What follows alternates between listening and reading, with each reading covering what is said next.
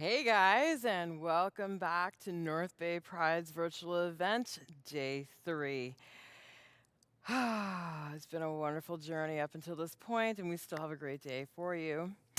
I just want to touch base, North Bay is a beautiful community. We're surrounded by many of the First Nations in this area, and I honestly love this because it's like we've preserved nature. They have many groups and whatnot that provide teachings in how to, honor the spirits and whatnot. And I truly, truly, truly am blessed to be living in this area. Speaking of being blessed, we are blessed with a guest. I've got a lady, Stacy Mayholt, from AIDS Community North Bay, that's going to come and speak with us today. Hey there, how's it going? Hey, Stacy, how are you? I am well. Happy Pride. Happy Pride. Keeping our good distance from each other, though, that's important. Yes. So my name is Stacy Mayhall. I'm the Executive Director of the AIDS Committee of North Bay and Area. My job at the AIDS Committee gives me an opportunity to meet a lot of different people and to participate in Pride every year. It's weird not having a barbecue, but that's okay. We'll do all right without that. But it's really important for us to connect for sure in any case, right? And for us at the AIDS Committee, Pride is an annual event, and we celebrate Pride not just on that annual event, all the time, every day in our service that we do with people in our community. One of the things that we definitely have this year that we didn't have before is we have a new project. It's called the New Horizons project. It is a project that allows us to serve seniors who are 2S LGBTQ+. And we are able to provide them with more access, some social isolation assistance, some social wellness assistance, and also some work with the community with our Safer Spaces program to try to improve accessibility and to improve services in general for people who are seniors and 2S LGBTQ+. So we're very proud to have a new program that we just started, that we've just kicked off. We have 2 new people, Meg Ryan and Ashley D. Benedetto, who are both of our individuals who are in those positions. So I invite you all to come to us, to have a look, to see online who we are, check our Facebook, check our online stuff. We're working on our website. People, please be patient. But it's definitely something we invite you to participate in. We have even a committee, an advisory committee. If you're interested in participating, please come by, or come by from a distance in terms of Zoom. We are open as an agency. We've been open since the beginning of COVID. We offer our services to people both online, by phone, and also in person. We just have to make schedules for people to come by if they want to. I also want to throw a hello out there to everybody who may be feeling some isolation here in this COVID time, and want to encourage you to connect with each other. This is an opportunity for us to connect with you, but you can connect with each other. You can do that in all kinds of different ways. Even with COVID, we know we can have a good time. We can have conversations that are meaningful. We can help each other. We can lift each other up, and that's a super important part of any work that we might do in the community, and anything that you can do as an individual to help you, your friends, your community to be better and stronger during this time. Finally, I just want to say to you, play safe, folks. If you're out there and you're and in this wacky time of COVID and love during COVID, be the safe participants in that way for you, whatever that means. But most importantly, keep those droplets to yourself. And otherwise, condoms, good thing. Usage of condoms, not a bad thing.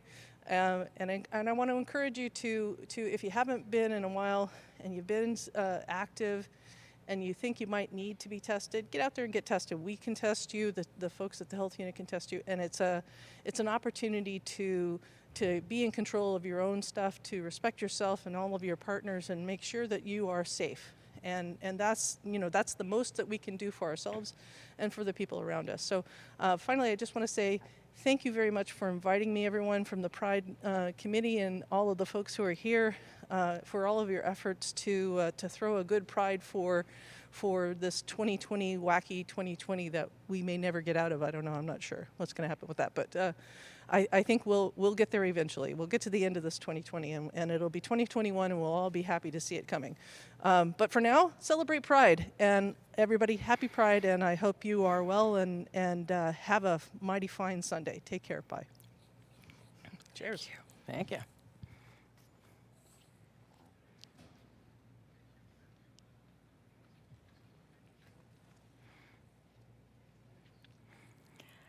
So, it's Pride. We're doing Pride, and oh, here's my co-host. Hi, Jerry. Sorry, Lady Raven. I'm a little tied up in traffic. You know what it's like in North Bay. Oh, the traffic is ridiculous in this city. We have such a hard time, don't we? We do. Did you check out? We were absolutely amazed last night, weren't we? Oh my gosh, that was fun. That was Last like night the was best time fun. ever. We saw Biff Naked. We saw Mackenzie Drive. We saw. Did we see anybody else? Because I don't quite remember anymore. I'm still asleep. And we saw Logan Stats on Friday. Yeah, we did. And you can see those if you just check into YouTube or Facebook Live or whatever the case may be. You can get either or. So make sure you share those and follow those. It's really important to share this Pride with everybody across. We've heard comments from the Yukon. We've had comments from all over Canada. So please. And remember, we're here for you, Pigeon, so don't feel alone.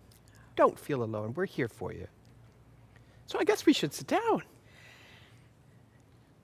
Wake me up if I fall asleep. I'm not going to fall asleep. All right, well, It's let's just been have a a long seat couple because we days, have a guys. special guest coming out, and we're going to actually have that conversation about them, We're aren't going we? to have a special guest. Yeah, so Oh. really important, and Jerry's kind of falling apart, but don't worry, I'm going to be okay. Well, Pigeons, it's been so much fun, and we've been having such a great time. We have been. Right, right. And we're seeing Colin Mochrie soon, and Alice Rose. Oh, no. I know. We had a little chat and got ourselves all ready, so we're really excited about this, aren't we? We're very excited. Right, right, right. So there's a person in Canada that writes a lot of songs for a lot of other people, we've noticed. But it's really important to talk about songs and songwriters and the careers and where they go and what they do. And I'm very, very excited to introduce this person because, well, I was going to say they've been around a while, but I think that makes them sound old, and I don't want to do that. So let's just say they're experienced. Experienced. That's the way to Yes. go. And we'd like to welcome Paul Manchin, singer-songwriter. If he wants to jog out here. Happy Pride. Oh, happy Pride, Paul. How are Happy you? Pride. Hey, great. Happy Pride, North Bay. Well, Paul, let's talk about some of the things you've done. Now, you've written with some pretty incredible people. So tell us a little bit about that. Sure. Well, I've recently started working with a gentleman by the name of David Bottrell. He's an excellent producer. He's worked with Peter Gabriel, Smashing Pumpkins, Rush, and it was a great honor to work with him. Nice. The way I got to meet him was I actually went out to England last summer. So for anyone who's from England, I had a really great opportunity to work at Real World Studios, and they connected me, and we worked on a song called Gratification. So I'm very excited about that. That's the most recent project. So did you release Gratification already? So Gratification's been released for promotional purposes. The actual digital available download's not available just yet, but it will be in the new year probably. So yeah. Oh, Yeah. awesome, awesome. So Say, Paul, what style, what genre of music are you? Would you define yourself as? So that's a really good question because I would say that I write a variety of styles. Like I write for different singers and so forth, and I do like funk, R&B, jazz, blues. But as myself as a recording artist, I would put out stuff like electronica, dance-related stuff. Nice. Yeah. The so, EDM. Yeah. So, So, EDM. yeah, That's that's right. right. That's Yeah. right. Yeah, yeah. Excellent. Nice. Yeah, cool. Right. So tell us a little bit about some of your music. You've got quite a lot out. You've released some new stuff this year as well.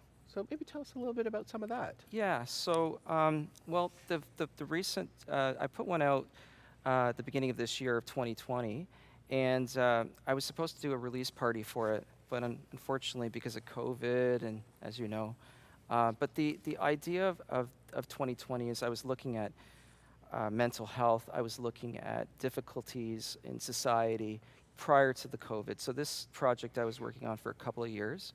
And the idea of 2020 was when I put it out, it was a playoff of the year 2020, but I was also looking at, the vision and like going in a positive light. And that's where the playoff 2020 is. So, yeah.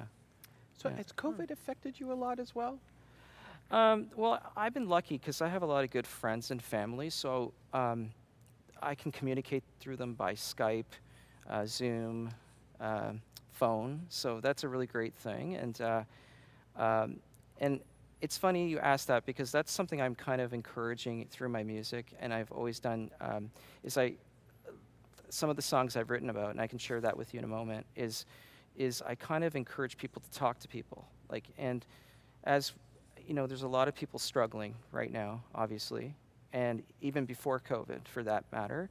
And I think that it's really important that people have an option or to speak to people. And I guess for some of my videos, and if I can pick an example, for example, one video I did was called One, and it was a loss of a loved one. And in the video, there's a woman dealing with the loss of a loved one, whether it be a partner, a boyfriend, girlfriend. It's not very clear as to who it is, but she's lost someone in the video.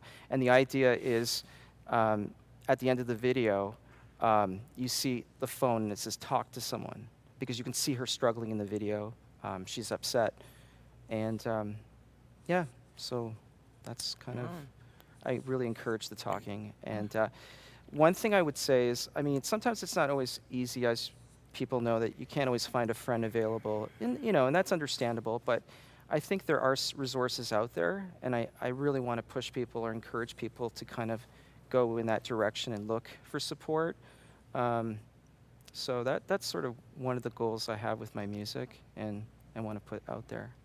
Well, Yeah. Awesome. Well, that's awesome. Yeah. King is one of your, it made up on charts somewhere.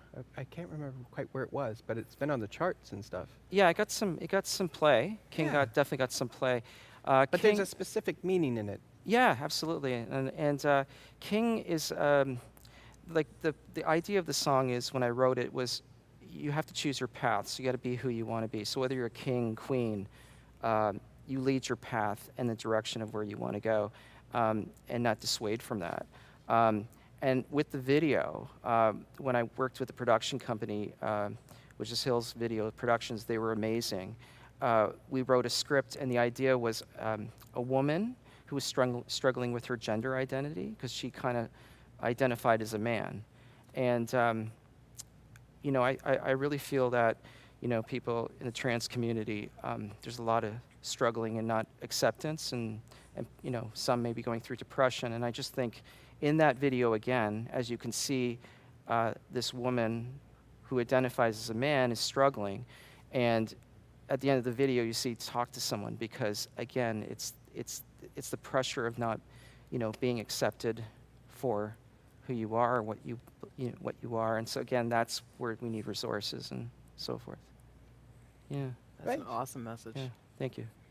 Well, I think that's been a problem for many people. So Pride has tried really hard this year to make sure there's lots of space for, there's been trans folks and people of color and Indigenous, and we've had a strong representation of Indigenous, which I think is hugely important. We had a drum Yeah. circle last night that was fabulous. It was amazing. Yeah, it I was saw that. amazing. Oh, you're right. You were here. Yeah. Right. You got in yesterday. Yeah, that's right. Right.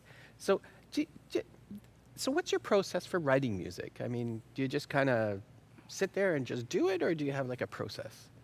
I don't have one technique, but I would say that, sometimes I'll start off with the lyrics. Sometimes I'll go with a melody. Sometimes I'll sit at a piano. I'll close my eyes and just play whatever I feel. But there isn't one specific way I approach it. And then usually I'll try to team up with another writer. you know, with King as the example, I got to work with Blackjack, and he's an amazing producer I've been working with. He and I have been producing together for years.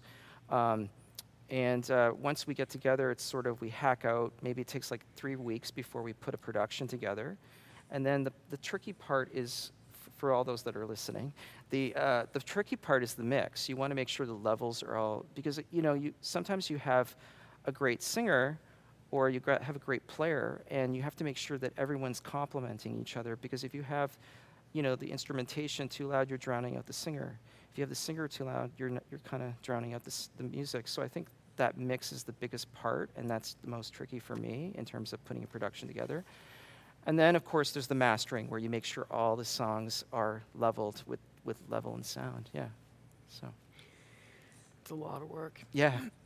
Yeah. It's a lot of work. I props to those that do it. I have very little patience. I know it's tedious. It's a tedious job, but well done. Thank you. Thank you. Well, it sure beats than standing on the corner like I've done.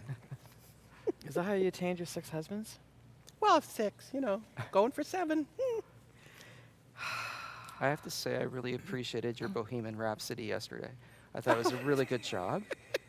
And I do want to also say, because this is just something I have to say, I have to say the crew here and everybody involved with the Pride Committee and Jason McLennan, you guys have been amazing. And I just want to honor that, because that makes things so much more peaceful and calming. And that's what it should be about, I think. Yeah. I think that's a wonderful message, but I will tell you that Jason guy's an asshole. Hey, don't talk about Jason like that. He's my friend. I'm kidding. We're He's gonna- a we're gonna- wonderful we're gonna human go being. outside. He's just wonderful. He's so much fun to be around. He just says stuff, though. It's like no filter. Ding dong. This is true. Ring that bell. Oh, good. So what's coming up for you? You've got some, I know you're working on some stuff, and you always seem to be busy, so Yeah, you've so probably got I'm some really stuff coming. I'm really excited about an album I'm putting out at the end of the year. It's called Fox in the House. And I had a really good graphic designer do the cover. She's a painter, VMB, and so I got an opportunity to work with some really interesting people. Again, I worked with Blackjack on some of the production. I did some producing myself on some songs that I did at Real World. I had a player, Amadou Diagne, who's an amazing player out there in England. I also got to work with Chris Burkett for the first time, and Chris kind of took my production and kind of did more of a mix and master. You might know Chris from working on Sinead O'Connor's Nothing Compares to You. He worked with Nellie, I believe it was Nellie Hooper, but just a really great guy to work with. Trying to think who else I had the honor of working with. It'll come to me. I'm a little blank right now, but I will say that the album, the theory or the philosophy of the album is I'm kind of focusing on rebirth in this album. I'm looking at lost loved ones, but in dream therapy. So I'm kind of basing it on ideas of Carl Jung. And then I'm also looking at, what was the other third piece? The subconscious, like how some of the messages that we, you know, sometimes when we're resting or we're not thinking about it, or again, it's a lot of the dreaming. I put an album a long time ago out which dealt with dreams, but this time I'm kind of looking more at, you know, connecting with people that I haven't seen for years. And not that, I don't know if it's real or not, but it's just, to me, it's kind of a nice feeling when you have those type of dreams where you can connect with people that you love a lot, you know? So. I really want to see this album. I really, really want this album. Okay. My mom passed away several years ago, and Sorry. I don't see death the same way as some people do. So, you know, I'm like actually happy that she passed, because she's not in pain. She's not a prisoner in her body, that kind of thing. And it was in the dream worlds where I could communicate with her, even though she's not here. Right. That actually brought me peace. And so when you said that, I was just like, oh, this is cool. I want to hear that album. Okay. Well, I you will. really do. I'll get you one, for sure. Thank you. Sure, autographed, right? We're friends. I don't need an autograph. I'm So. That's awesome. That So, is awesome. what's one of the biggest influences you've had around your music? Like, Oh, in terms of composers and artists and or stuff? just performers or songs that may have influenced you in such a way that's memorable? Hmm. Well, a lot of my songs, I mean, I kind of try to go for dance, equality, humanity. I've always kind of tried to aim for that. I try to look at other people's stories. So a lot of my writing is more observation. I mean, I do write about personal experiences, but I try to I get away from that, the ego, and try to focus more on people's stories because, quite frankly, I think people's stories are more interesting sometimes because you observe and, I can see how people interact. And, but as far as influences, I mean, it's a very open question, so I'll try to answer as best I can. But I think influences growing up, I would say Peter Gabriel was a big influence. Bjork was an influence. Tori Amos. I was kind of one of those people that would listen to stuff that would be a little bit more alternative because Not mainstream. right, and I kind of just I try to write from the mind, and I mean, of course, there's incredible talent out there. Clearly, as we saw in the last two nights, right? Logan, Mackenzie Drive, Biff Naked, the Drum Circle. And if I'm missing anybody, I'm sorry, but and I just see that there's so much talent out there, and then, I kind of want to see, more support for that. And I think that doing this event tonight or this weekend, I should say, is what makes things become more visible and important. So. Right, right. Yeah. I think that's where we struggle. I think society struggles about creating space for others to be heard, Yes. especially those old white gay guys. They take up a lot of space, honey. I tell you. I don't know what it is. They just take up a lot of space. Or talk for somebody. And I think that's one of the most important things is not to be talking for other people's experiences. You let those people talk about their experiences. But it's also nice to have an open dialogue. Right, To right. give them right, the right. opportunity to feel comfortable. Well, it was just like we were saying yesterday about how Logan Stats went out and met with the chief of Nipissing First Nation and made that effort of respect. And we could learn so much just from that example alone, that more people can do that. And people are just who they are. That's right. That's what we've got to accept. And it's some reason some of us in society just don't accept that for some reason. Mhm. Or they set up a construct that they expect you to follow. And that's where I'm obviously defiant. I mean, I shave half my hair off. I don't follow any constraints. Be proud of who you are. That's the key thing. Be you, boo. That's right. So I do another question. I find it really interesting. Like you've written all this music, but you're not really in the limelight. It seems that you kind of miss that opportunity of the fame side, so to speak. I mean, there's people that know you, but it seems like you write all this great music, but Thank you're you. not out there just. Yeah. Well, it's funny because I remember even with my the first recording that I did, which was called Phobia, and it had to do with sexual discrimination, and I worked with Brent Bodrug, who was working with Alanis Morissette at the time, and I felt really honored to work with him. And that was sort of what I did is I pressed 500 CDs, and I went to New York City, and I went to record. I didn't know anybody, but I did all my research. And back then, it was CDs, and you would hand it out. So I would go to record companies, and I would just say, "Oh, I have a package for so and so," and kind of, because I would know the A&R person at that. Look up that person. I would go to record stores. I would go to DJs. I'd go to magazines. And it's really interesting because I found everything is connected. And what came of that, which was kind of cool, is I got a Billboard magazine review. I actually went to Billboard. I had no idea about who worked there other than leaving a CD, and then they reviewed it, and it kind of like opened up more opportunities for me. I guess predominantly I've been doing more music for film and TV, but yeah, I mean, I'd love to. I would love the music to be heard. I mean, I don't necessarily feel like I have to be in the spotlight. For me, it's more about getting the energy out there, and. But thank you for that compliment. So, No, yeah, no problem at all. I mean, you Yeah. write some incredible music. Thanks. It's people should know that. I think you. that's important. They're about to. I think so. I think so. How can people find you? I mean, on yeah. social media, not where not where you Yeah. live. Yeah, don't say your address. They could check out. They can go to Twitter. They can go to Facebook. They can go to LinkedIn. They can go to WordPress. They can go to YouTube.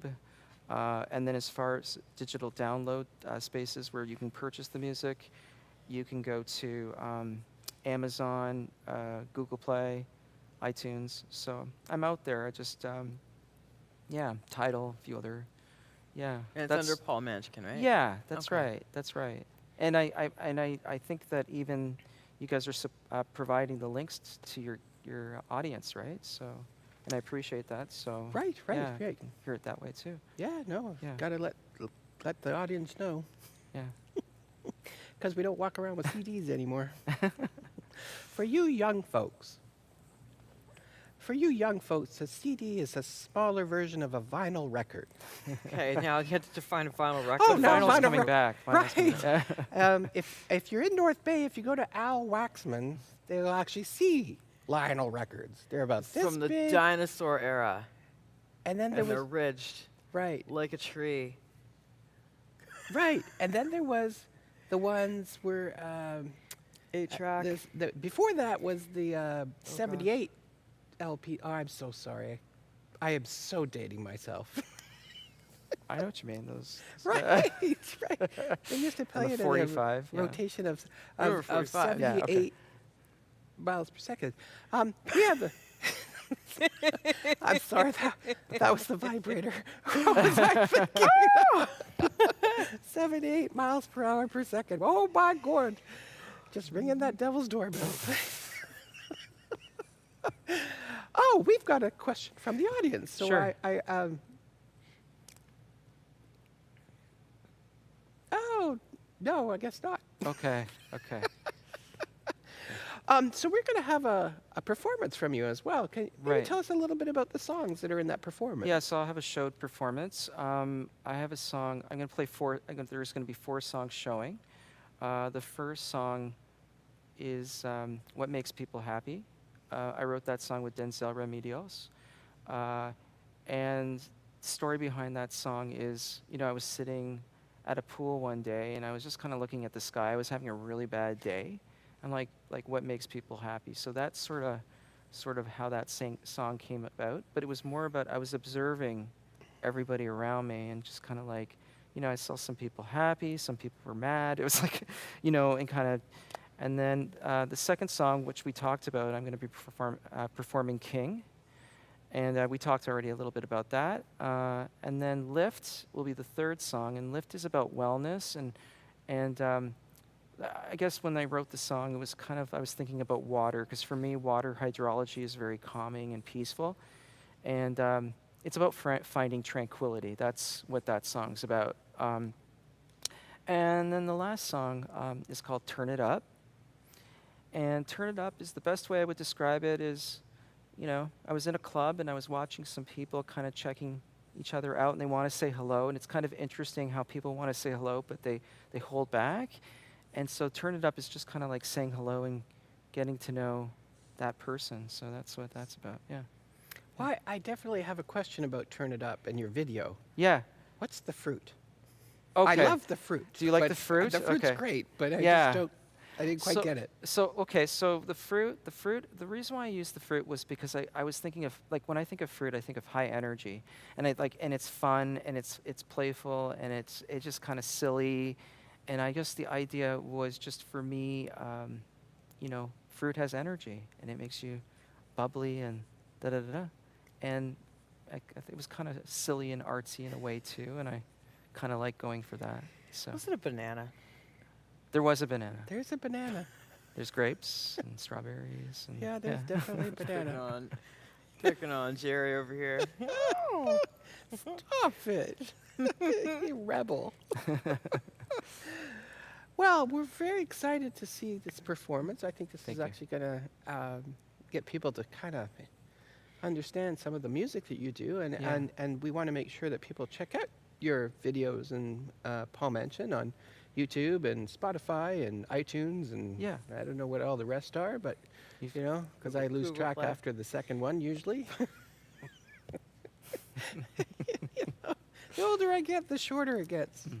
Not everything, but just, but just something. Oh my goodness. It's getting hot in So we're here. going to take a few minutes and we're going to share some music and Right. we're going to share your performance. And we're very Thank you. excited and we're Thank so you. glad that you came up and had a chat with us, Paul. Okay. Like, it's wonderful to see you. Thank you, Jerry. Thank you. So Raven. right now, tune in and watch the performance by Paul Manchin. Happy Pride, North Bay. Is expression. Love is expression. Love is expression. Love is expression. It doesn't matter who you choose to love. If it's real, it feels right. Go on, live your life the way you should, the way you should. Time to be free, happy, happy. Love is expression. Love is expression. Love is expression. Love is expression. It can get quite hard being alone. Find yourself someone, someone. Don't hold back for what you want, for what you want. Make yourself happy, happy, happy.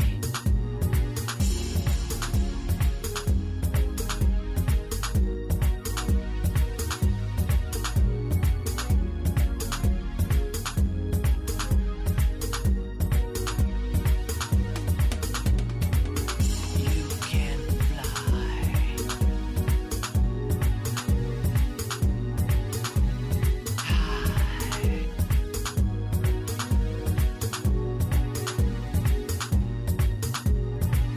You can fly high.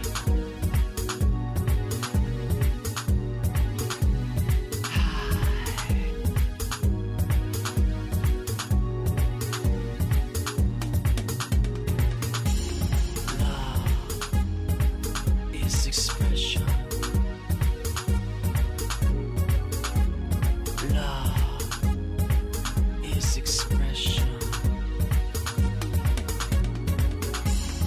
Love is expression. Love is expression.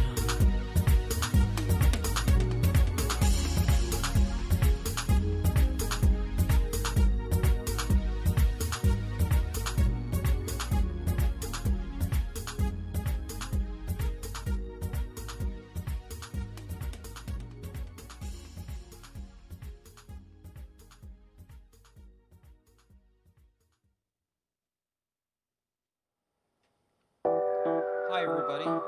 This song is called What Makes People Happy.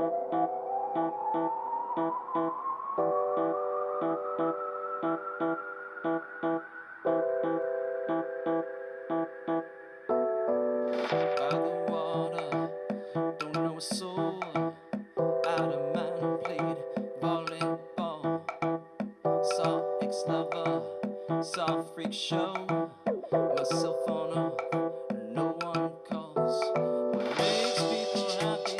I don't know. I'm prepared for the lead to take it all. What makes people happy? I don't know. I'm prepared for the lead to take it all now. Jump, jump, jump,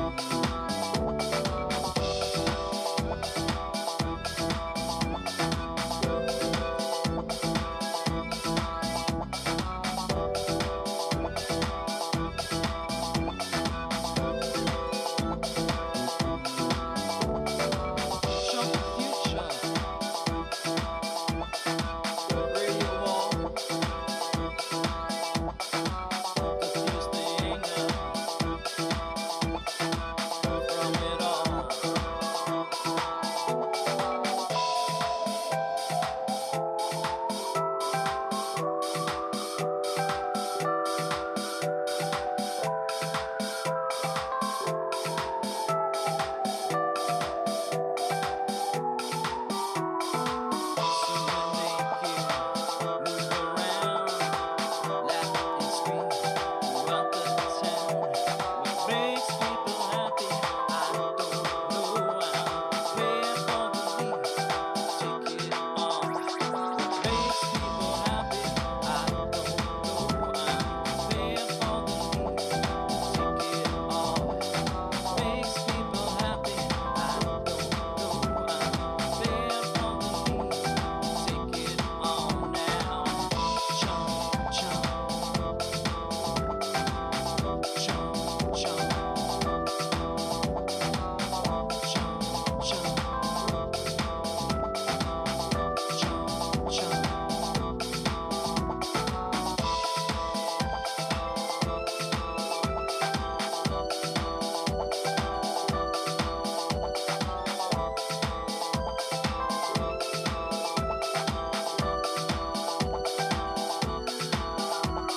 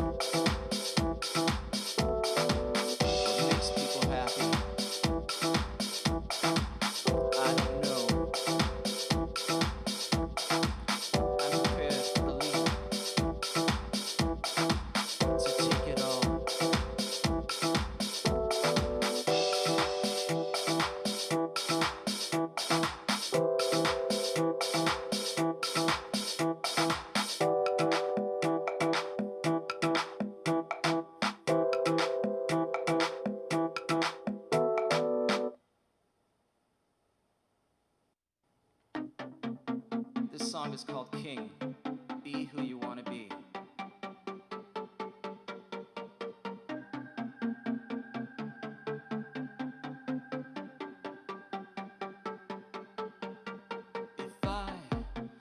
was king for a day,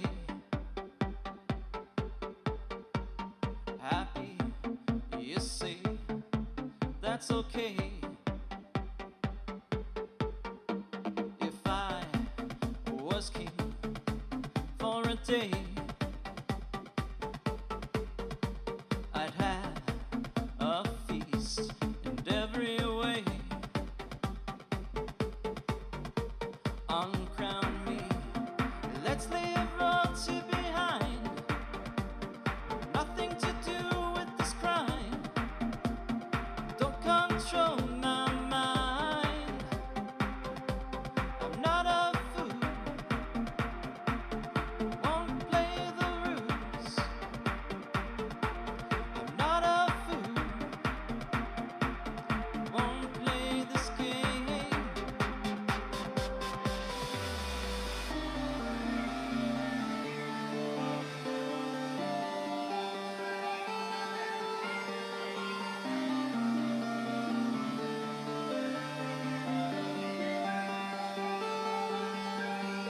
If I was king for a day,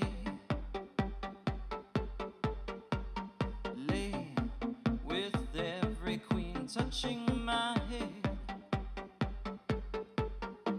If I was king for a day, escape this palace in every way. Uncrown me, let's leave royalty behind. Nothing to do with this crime.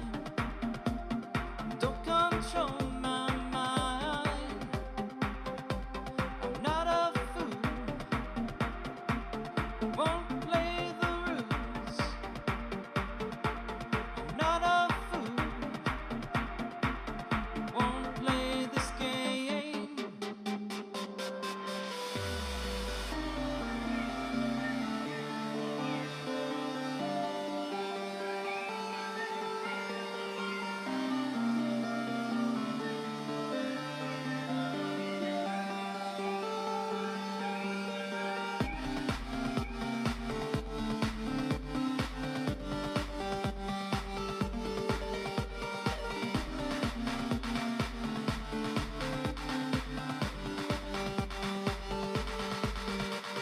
Uncrown me, let's leave royalty behind.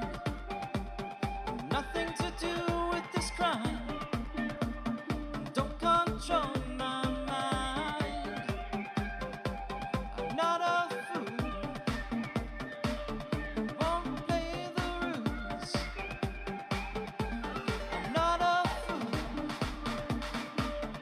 won't play this game.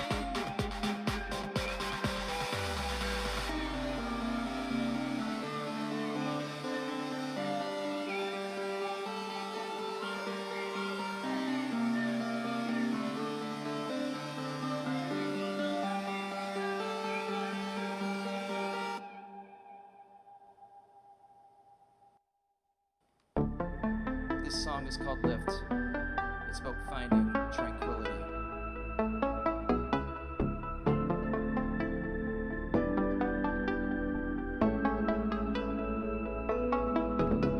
The air you share fills me up. The air you share expanding. Lift off, here we go, across the sea. Lift off, here we go, solidarity. The space you share with me. The space you share, amazing. Lift off, here we go, across the sea. Lift off, here we go, solidarity. You make my day. You make my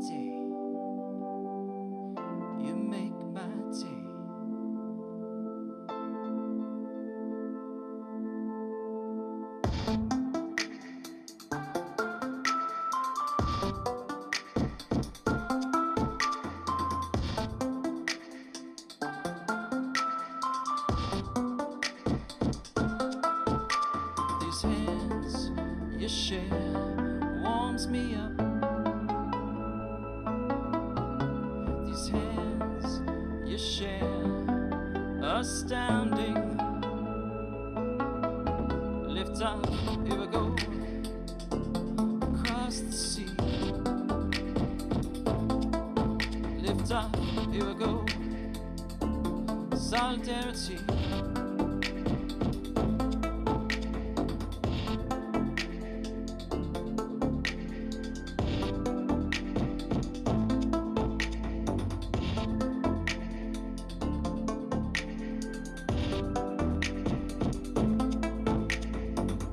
You make my day. You make my day. You make my day.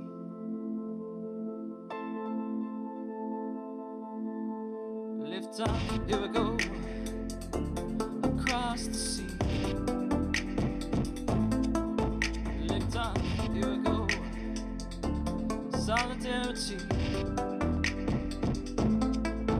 Lift up, here we go, across the sea. Lift up, here we go, solidarity.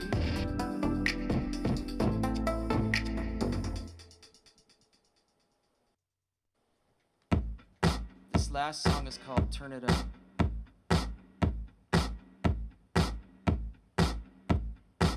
The way you look at me, clear as can be. Know you want to call. Not ready for this fall. Is it good to be with me? Not necessarily.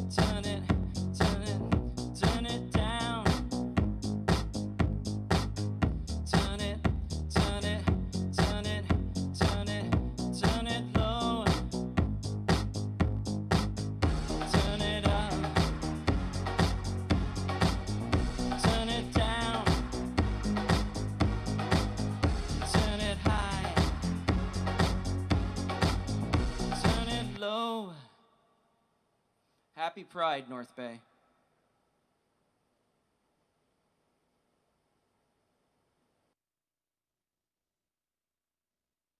It's North Bay Pride Virtual Edition, Day 3. I am so excited to bring on the stage the next guest for our events. She is a comic from the northern regions. She's a friend. She has her own business, Comic Sans Prod, or Comic Sans Productions. Ladies, gentlemen, and non-binary, I would like to bring on the stage Alice Rose. Hi. Wow. Thank you. Okay. Thank you. Look at this. Oh, wow. This is incredible. Look at all this stage. And just me with a pocket full of dick jokes. This is too much, everyone. This is great. This is great. Ooh. This microphone, I have the same one at home, but it's not wireless. I love it. I love it. I'm spoiled this week. I do love it. Sorry, like musicians get their guitars and drums and things like that. Like the only thing I can fetishize is microphones, and I love this. I love this. This is good. Stop it. Oh my god. Yeah, microphones are cool. Actually, I over quarantine I started collecting microphones for podcasting and things like that. This is a really good model. This is a fantastic model. I like to use it for like when I want to get a crisp voice. I also have this this big condenser mic that's super sensitive, so it picks up everything in the room. So if I'm podcasting and I want like traffic noise and dog farts in the background, you know, give it a little ambience, I like to use that one. Just kidding, of course, dog farts don't have... You never really hear dog farts, do you? Like you smell them, but you don't hear them. Do we know why that is? Because dogs don't have butt cheeks. That's right. It's a fact. Fish don't have eyelids. Dogs don't have butt cheeks. Men don't have a very good grasp of consent. That's just how it is. All right, this isn't going to work. We've been quiet all weekend. And I know we're virtual, but there are people in the crowd as well. So let's make some noise. Come on. Come on. Let's have some life. Thank you. Thank you so much. I can't perform without it. I also can't perform without... The microphone stand is interesting, isn't it? Because we never use it. But, like, we need it. I specifically asked for it. But it does serve a bit of a purpose. I mean, you can tell a lot about a comedian by what they do with the mic stand. If it's in front of them, oh my God, what is this, amateur night? Tell me again about your Tinder profiles. Come on, wait. No, we can be better than this. When the mic is in front of you, that's bad. That's bad. Now this with the mic in and your hands open, come on, this isn't comedy. What are you, Hannah Gadsby? Is this Nanette? Come on. That's no fun. This isn't a comedy show. This is a TED Talk. What you want to do... I love Nanette, by the way. Take that mic stand, just bring it behind you. Fucking power move. There we go. Now we're ready to start the show. Let's get a round of applause. North Bay, what's up? Yes, thank you. Thank you. This is great. This is great. I'm so happy to be here.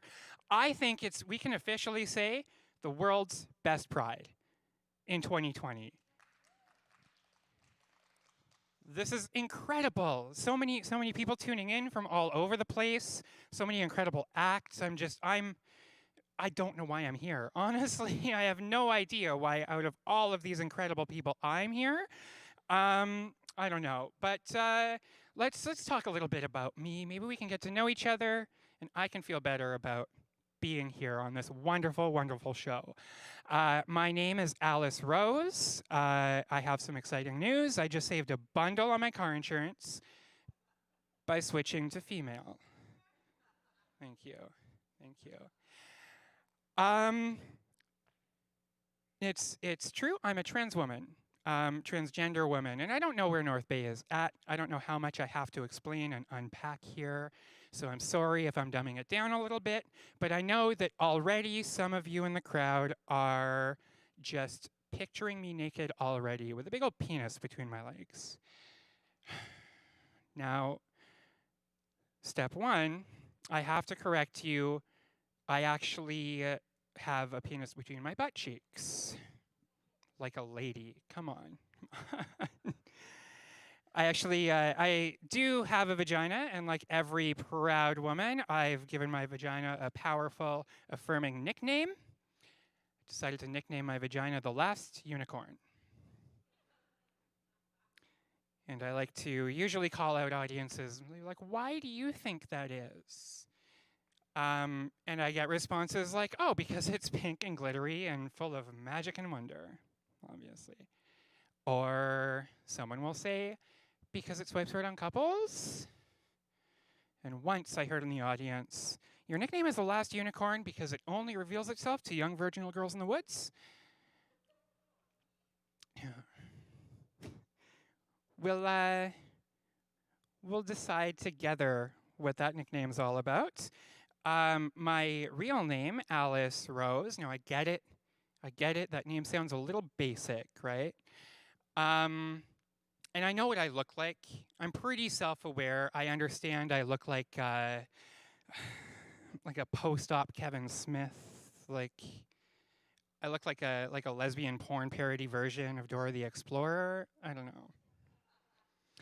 I mean, if I was a transformer, I would just morph suddenly into like a 2016 Subaru Outback with a full-grown German Shepherd in the passenger seat, just like, let's go hiking. Let's go. I know what I look like. I look like I'm demanding to speak to the manager at the adoption clinic because the return policies are just a little too complicated, you know? I get that, and I get the name Alice Rose. I understand that, you know, okay, let's just a little more education. When you're transgender, you get to choose your own name. But you get to do that like at a time where you're not really sure who you are or like who you want to be. So you have this idealized version of femininity. And I absolutely thought, oh my God, Alice Rose. And I had this voice in my head like, yes, I'm Alice Rose. And my pronouns are live, laugh, love. You know, I'm Alice Rose and just stomping in 6-inch stilettos through the Eaton Center or, I'm sorry, I don't have a geographic reference to North Bay's Eaton Center. All I know is the Capitol Center. Stomping through the Capitol Center, just like, I can't even look at Kate Spade. Like, don't let me go near it because I can't help myself. I always have to buy something. And that one's kind of true, I guess. But I am really proud of my matching purse, wallet, and lower back tattoo. So I guess I am about as basic as my name suggests. On top of being trans, I'm also a bisexual lady. Any other bisexuals in the crowd? That's right, bi erasure is a real thing. We need visibility. We do exist. Yeah, I'm bisexual, I think. I think. This is why we need mic stands, so we can open the water. Oops. But it's difficult because I don't really date men, because men, right? I don't know, dating men is like eating lettuce or drinking a glass of milk or driving sober. You know, it's like it's technically not wrong, but what's the fun in it? That's how I feel about dating men. So I guess bisexual doesn't really fit. In fact, I think I prefer to sexually identify as an attention whore. That's right. That's right. Phones full of dating apps, and they're always coming out with new dating apps. I know, it's tough. It's difficult for me because I have a pretty old phone, so storage is an issue. So when I want to check out a new dating app, I have to delete an old one. That being said, I recently uninstalled Grindr. Thank you. or as I like to call it, Pokemon Go, but with dicks. Yes, Grinder, it's tough, it's tough. We're in fun times doing this virtual, like to call it the quarantine times. The quarantine times, like old people. Do you remember the before times? And now we're coming up to the after times, and pre and post quarantine. We're starting a renaissance in everything, I think. It's difficult. I don't know if you know this, but it's been exactly 190 days since they called a global pandemic. And I know we can say it's been 6 months or 28 CERB payments or however you want to quantify that, but I think it's important to let that sink in. 190 days of adapting globally to this new normal and doing so in what should be a very unified way, but I don't know. But that's a long time. And we're all pretty bored. Like, I'm 190 days of sitting at home. I am bored to tears. But don't get me wrong, I still don't want to hear your damn podcast. I'm sorry. This is 190 days of living this new normal, lining up to buy groceries, which is ironic because now that weed is legal, we have to buy everything the same way we used to buy our drugs. For me, it was 190 days of working from home, and that's not easy. I don't like feeling like I'm at work and at home at the same time. I like to keep those two things separate. So my girlfriend and I were trying to create a little work environment, like a business environment in our house. So we set a schedule and we're at our desks by 9 o'clock.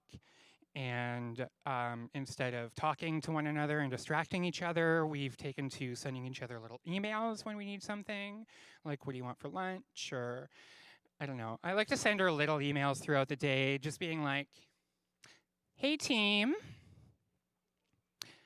just a quick reminder, going forward, I love you. Oh, it's so cute. And then I'll BCC some random spam email just to fuck with her, you know? Just like, who is she sending this to?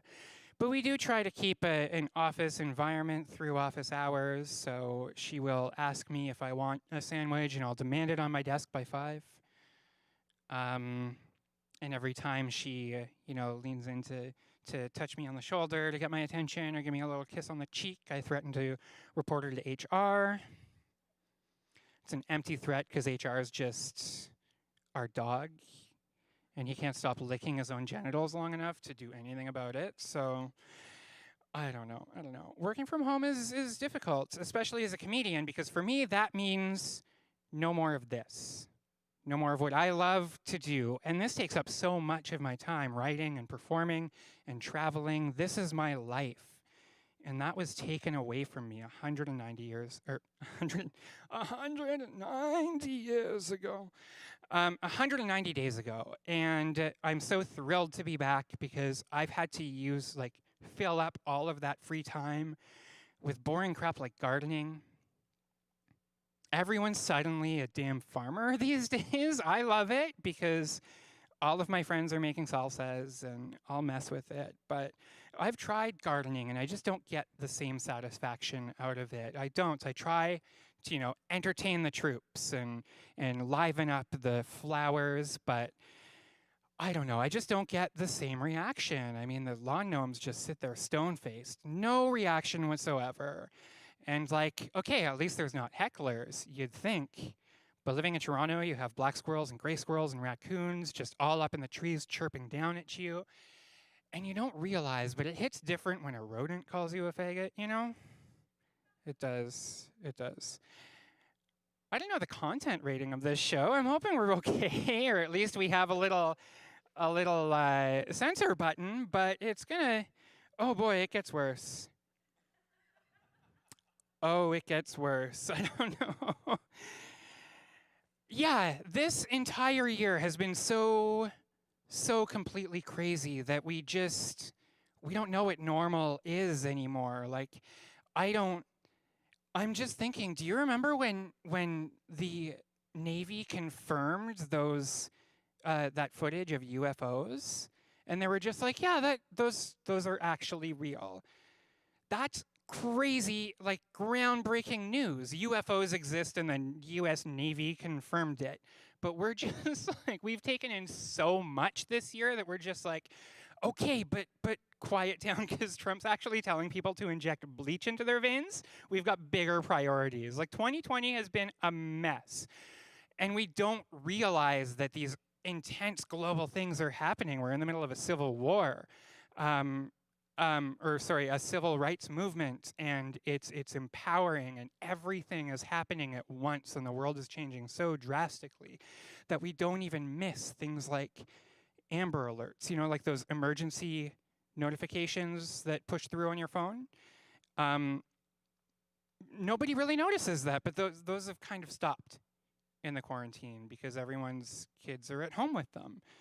And that's great. But how do we feel about those emergency alerts? Like, I think I'm for them.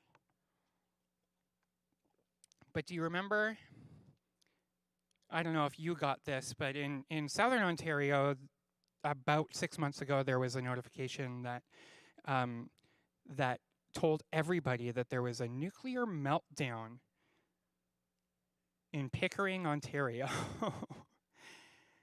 Turned out to be a false alarm, but that woke you up, because this was before quarantine. We still felt things back then. And yeah, that was the text message that had the whole world asking, where the hell is Pickering? But I'm for these notifications. I think it's good for the government to have access to our phones to give us important information. We should be utilizing this technology. I'm sure it can be used for bad, but it can be also used for good. Let's start utilizing that. For instance, where was the mass push notification when the first case of COVID was confirmed in Ontario? Where was that warning? Better yet, where was the emergency alert when that Cats movie came out?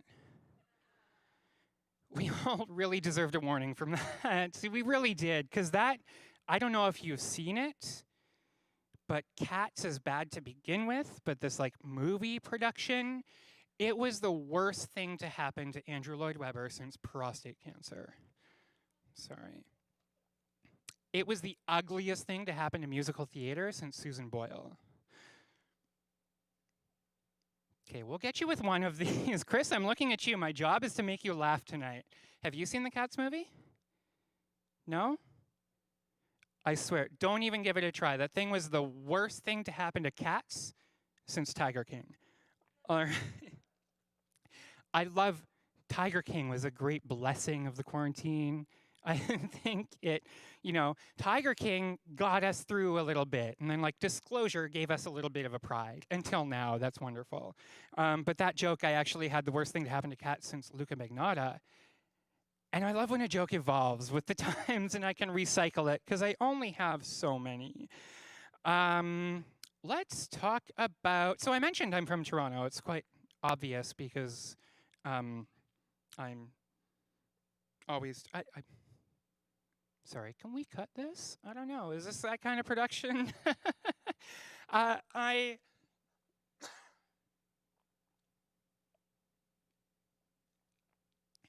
moved to Toronto about 2 years ago, and I love it. I love it. It has everything. I met my girlfriend in Toronto. We moved in together about a year ago. And that was a whole process, moving in with a partner, and we had our own homes, so we had to purge everything. And I have this rule with relationships, new partner, new toys, right? Because you don't want to cross-contaminate. But I was single for a really long time before that, so it felt like a waste to just gather up these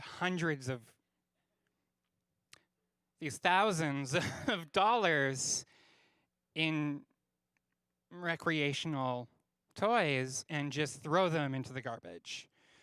So I thought about it for a second, and I decided instead to donate them, give them to a good cause. Oh, it said it was a toy drive. What's the problem? Yeah, my girlfriend and I, we moving in together, I remember it was scary because it happened fast, because lesbians. We decided to move in together, and I remember having to have those like really important conversations that that couples should be having earlier on in their relationship. And the night before we moved in together, as we were packing our final things, my girlfriend sits down on the sofa and calls me over and says, we're making a really big step, so I need to make sure we're on the same page about something. And I have to ask you, how do you feel about children? And I took a deep breath and my heart sank, and I had to explain to her that I really have no interest in having children whatsoever.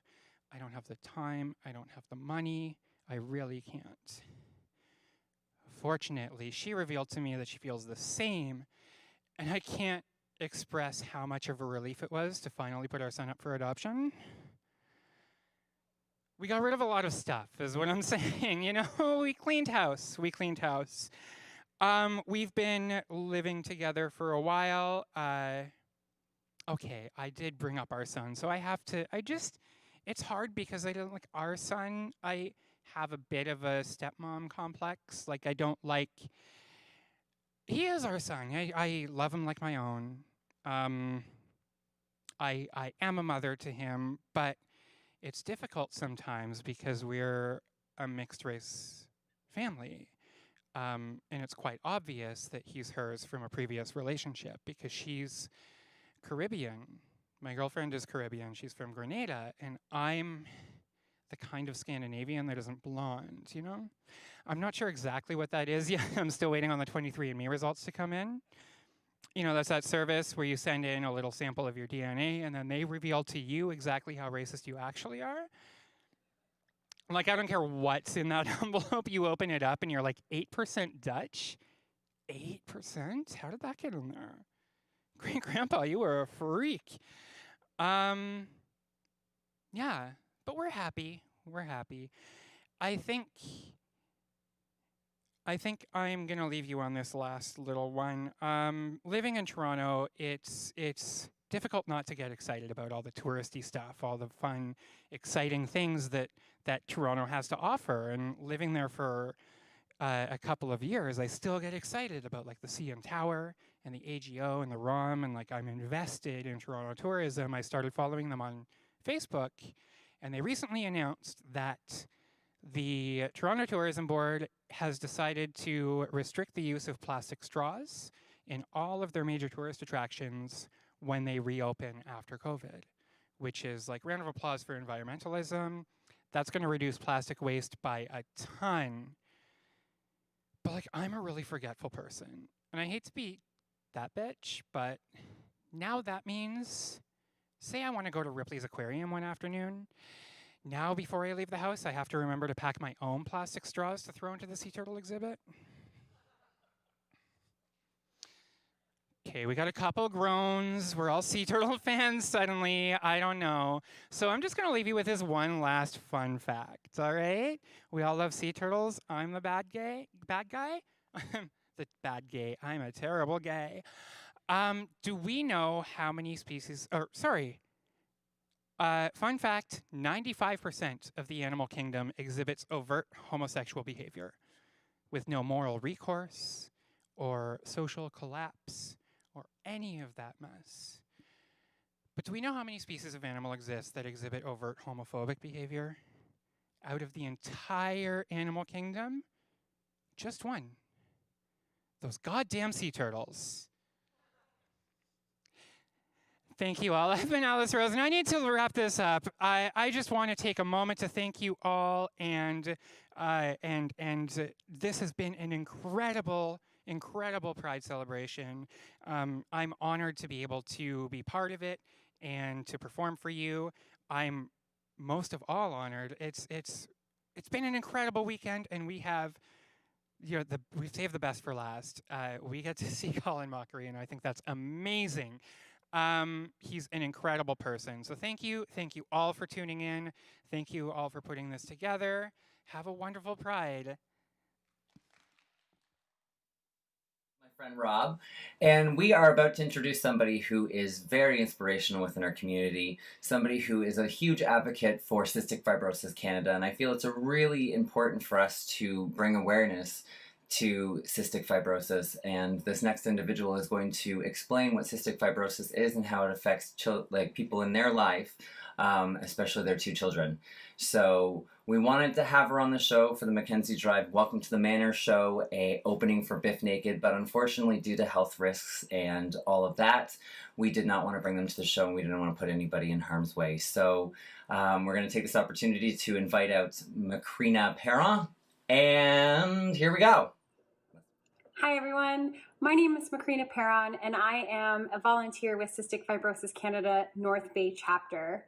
I just want to take a quick second and thank Mackenzie Drive so much for inviting Cystic Fibrosis Canada to be a part of this year's event, and I wanted to thank North Bay Pride also for putting on this event and allowing Cystic Fibrosis Canada again to be a part of it. I wanted to explain a little bit about what cystic fibrosis is and explain a little bit about what's going on in our community right now and how you can get involved. Cystic fibrosis is the most common fatal genetic illness affecting Canadian children and young adults, and currently there is no cure.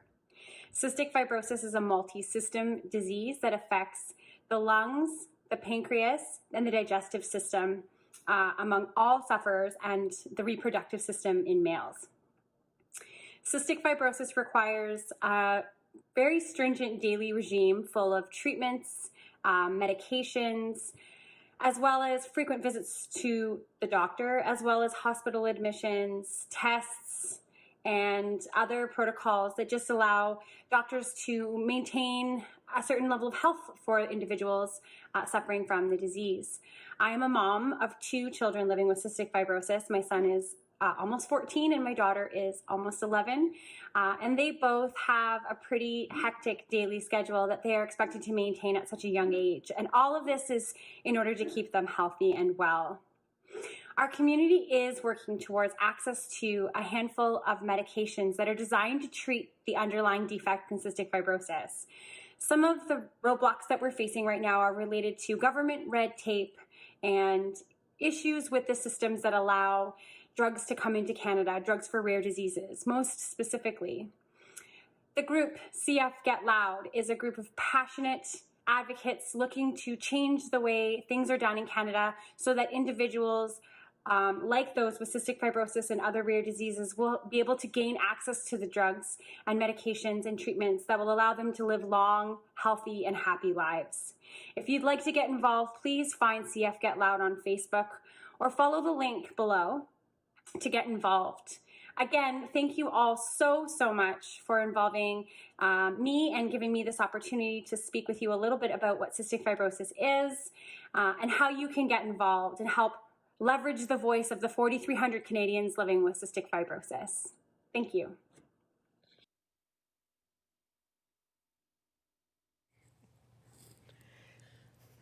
Jerry, what'd you think of Alice Rose? Alice Rose. Alice Oh, Rose. yes, this young lady that was just on stage. She Yeah. was wonderful. Wasn't she? I had a bit of a chuckle. I did too. I did. Did you have to go pee afterwards, Jerry? I did. You know, I did. that usually requires That's that when that you laugh too laughing hard. thing and coughing and sneezing. I The pee. incontinence when you get to that age. Yes, That's true. it's definitely true. You know, Lady Raven, there was one thing that was kind of brought to our attention about seniors in the LGBT community, how they have Yes. to redefine themselves, and we want to make sure that we create space for older folks like myself. Because I have several personalities. It's true. It's true. But I think we have to rebuild our, you know, and CBC did a famous, a documentary on that about coming out of the closet or going back into the closet when they hit long-term care or assisted living. So we want to make Yeah. sure we create spaces for those things. Yeah. But on a note, after yesterday doing our drag story time, I think it's that time, one more time, for another story because we've been asked to read another story. All right. What do we have today? So today, boys and girls, we have. Oh, can I say the title? Would you like to say the title? I would love to say the title. I can't see the title. Put Tony's nuts in your mouth. Right. What? Okay. What?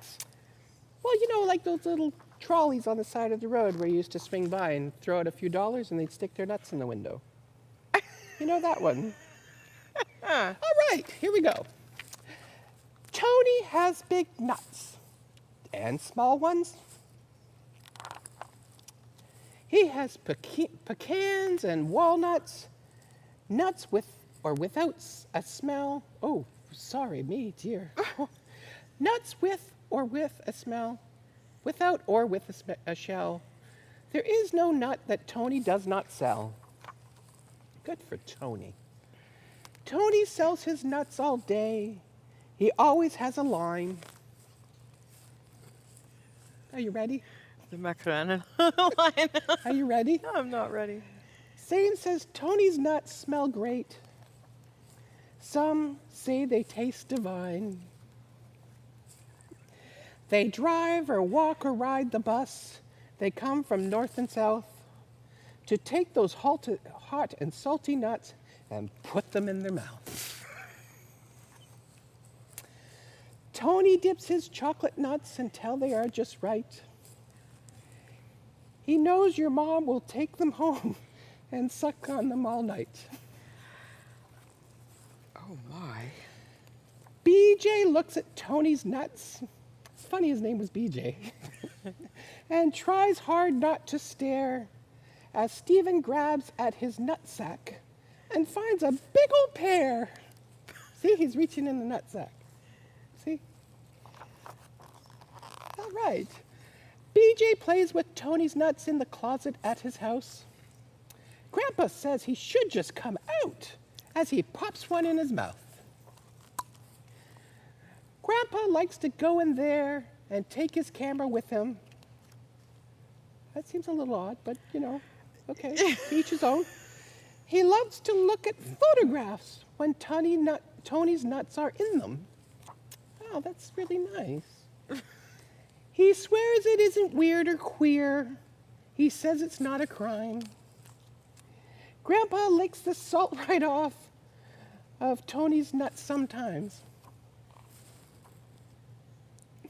The girls like Tony's nuts, and this there is no doubt.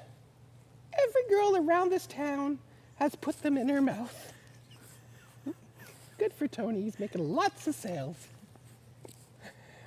On the way to school today, riding on the bus, the Johnson twins were in the back staring at Tony's nuts.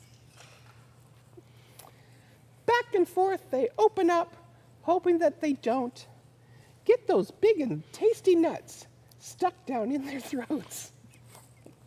I hate when that happens. I hate that too. Even Mrs. Bulldyke, the softball coach, and her special friend will have a go at Tony's nuts every now and then. There really is no argument Mount Rushmore ought to be a monument of Tony's nuts for all the world to see. Oh my goodness, you're probably at home going, I hope this is the last page. Okay, if you haven't done it yet, you're really missing out. Grab a sack of Tony's nuts and put them in your mouth. So It would have been nice if I had like a bag of Tony's nuts sitting here, so if you're like, no, really. Well, where is Chocolate-covered Tony? almonds. We should ask him to come out. Chocolate-covered almonds, yeah. I love sucking the chocolate off those almonds. Yep. Anyway, so I'm very, very excited, Pigeons, because I don't know, it's been a long time since we've had an event in North Bay. Yes. And I think it's really important to make sure that we share as much as we can with our community. And we're so excited. We've had Alice Rose, we had Paul Manchin, we had, I'm going to drag this out because it amuses me because people are at home going, put him on the damn stage. We had Biff Naked and Logan Stats. Right? All the local talent we had. It was so Mackenzie wonderful. Drive, holla. Right. So Yeah. why don't you introduce our next guest? Well, guys, special guest today. You may know him from This Hour Has 22 Minutes. Whose line is it anyway? The improv king himself, Colin Mochrie, to the stage. Thank you, thank you, thank you, thank you. Oh, hello, hello, hello, Hello. hello, hello. Hello. Not worthy. Oh, I am not worthy. of course you are. Please sit, relax. Did you catch our story time? Yes, Yes. that Tony. Wow, he sure gets around. Yeah. No, I think that would be a franchise to invest in. Have Tony nuts all around the world. Right? Yeah. Right? It would be kind of like, you got all the working folks on the side of the road, and you Oh, just sure. drive around and pick up the money, slap a few nuts around, you talk back. Oh my goodness. Let's not go down that road. Oh, we're drinking wine. Right. Very good. So, Colin, Yes. let's talk. All right. All right. You start. I'll start. Okay. Okay, here we go. Let's talk about your family. You have a wonderful family. Thank you. Right. Yes, I guess I could take some credit for that, in that I allowed myself to be seduced by my wife. Oh, good for you. Bound So- chicka wow wow. Yeah, and then we had a child and raised her. She started off as a boy and became a woman. So Nice. yeah, it's been great. Yeah, because you talked about it, CBC documentary, I think it was, or Gem. Yes, Right. I think so. Uh-oh. Oh my goodness. Oh, you sat on your Oh, cable. good, look at that. I'm getting felt up. Security. Security. Don't call security. He'll really come out. Have Security. you seen that guy? There you Oh, go. there we go. Is everybody better now? Yes. Good. I'm so. So my daughter Kinley came out 3 years ago, and it's just been amazing. I was telling Lady Raven earlier, I've never used the word journey so much in my life, but it really has been a journey. And I've just learned so much about everything. And she recently had her surgery, and now she's just the happiest gal in the world. Right, right. That's awesome. Yeah, it really is awesome. She's just the loveliest person. She's very talented. She's one of those people who's at ease with children, with older people, and very empathetic and a big activist. So yeah, we're really proud of her. Right. All right, thanks. All right. Thanks for coming by. Sit your butt down, sir. I'm kidding. Oh, my. Have at it, Raven. Lady Raven. Colin, you're such an inspiration for those of us in the comedian world. I'm at loss of words. I'm in awe. How much time do we have to say? Oh, boy. Well, now. At some point, we may want to go home. I feel somewhat guilty with my career in that I have been incredibly fortunate. The only thing I had that made me stand out from other people was improv, which wasn't around when I was growing up. So to have a skill that you couldn't really use at any point was difficult. And if it wasn't for Whose Line, I certainly wouldn't be sitting here. I truly don't know what I'd be doing, because I have, and I'm not being modest, I have no skills. I'm not really that smart, so I couldn't have done like a real job. I'm very weak, so I couldn't do a laboring job. Maybe gigolo? Do they still have those? Just a gigolo. Right, they work for anywhere Tony. he goes. I'd be out there with my sandwich board going, Right. Tony's well, nuts. somebody's got to advertise. No. Oh, my goodness. Well, speaking of Whose Line Is It Anyway, what is your favorite episode that you ever did? There has to be one that really sticks out for you. The weird thing about the show is, like immediately after it, I don't remember any of it because your mind is just flying by trying to come up with stuff. And there are times when, I'm flipping through channels and an episode comes up and I go, oh, and I see me, and I know it's me, but doing something I have no recollection doing, and sometimes I go, oh, missed a joke there, and really judging hard. But there was one scene that I remember almost like it happened yesterday, and it was the one with Richard Simmons, because it was so much fun, and he was so great in it. And there was a point in the scene where I had to wait for like 2 minutes with Richard's head bobbing at my crotch, because the audience was just laughing so hard there was no point in saying anything. They wouldn't have heard it. So I truly think that was like one of the funniest bits that was ever on television. It really, and it holds up. Does it? Well, it's a man's head bobbing at your crotch, and it'll never go out of style. Right? And it's always got to stand. Oh, yeah. Absolutely. Right, no vitamins for me. No vitamin D, darling. Oh, right. Or those little blue things. We don't need that. We just need wine. Oh, I don't need any well. Oh, goodness. Let's not go there. She's on her sixth husband. Wow. I think 7. No, you're on your sixth. Oh, is it 6? You're let me on your think about that 6. for a minute. So you're a romantic, Mm-hmm. but She's you a just... cougar now. Well, my first couple died. Oh, Yeah, they just couldn't keep up, She Well- wore them out. it happens. and things just kind of fall off. One was a bit of a heavy drinker, though, at one point. Yeah, it just didn't work out. Well. Didn't work out. Couldn't keep up either. It's a marathon. It's a marathon. Anyway, so What we're they all call good. that? Sexcapades. It was a lot of sex. Deep down, that's all what we're really about. True. As we drink our wine. Oh, my goodness. Some folks we're just getting a question that talks about what is some of the things you hope people take away, or more interactions with the trans community? Like, what could be some way of kind of bridging that gap? Because you're a parent of a trans person, and this would be an ideal question for you, I think. You would think. Right.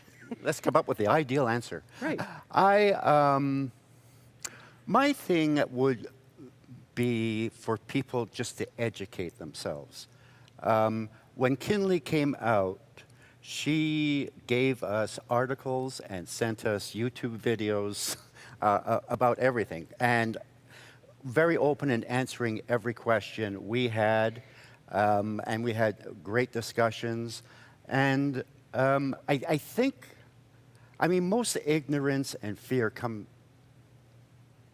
most fear comes out of ignorance, and most hate comes out of ignorance. So I would say really educate yourself, and make sure there is a lot of information on the internet, but you really have to be careful what information you're getting. Oh, you mean YouTube and Facebook's not a resource? Not always, no.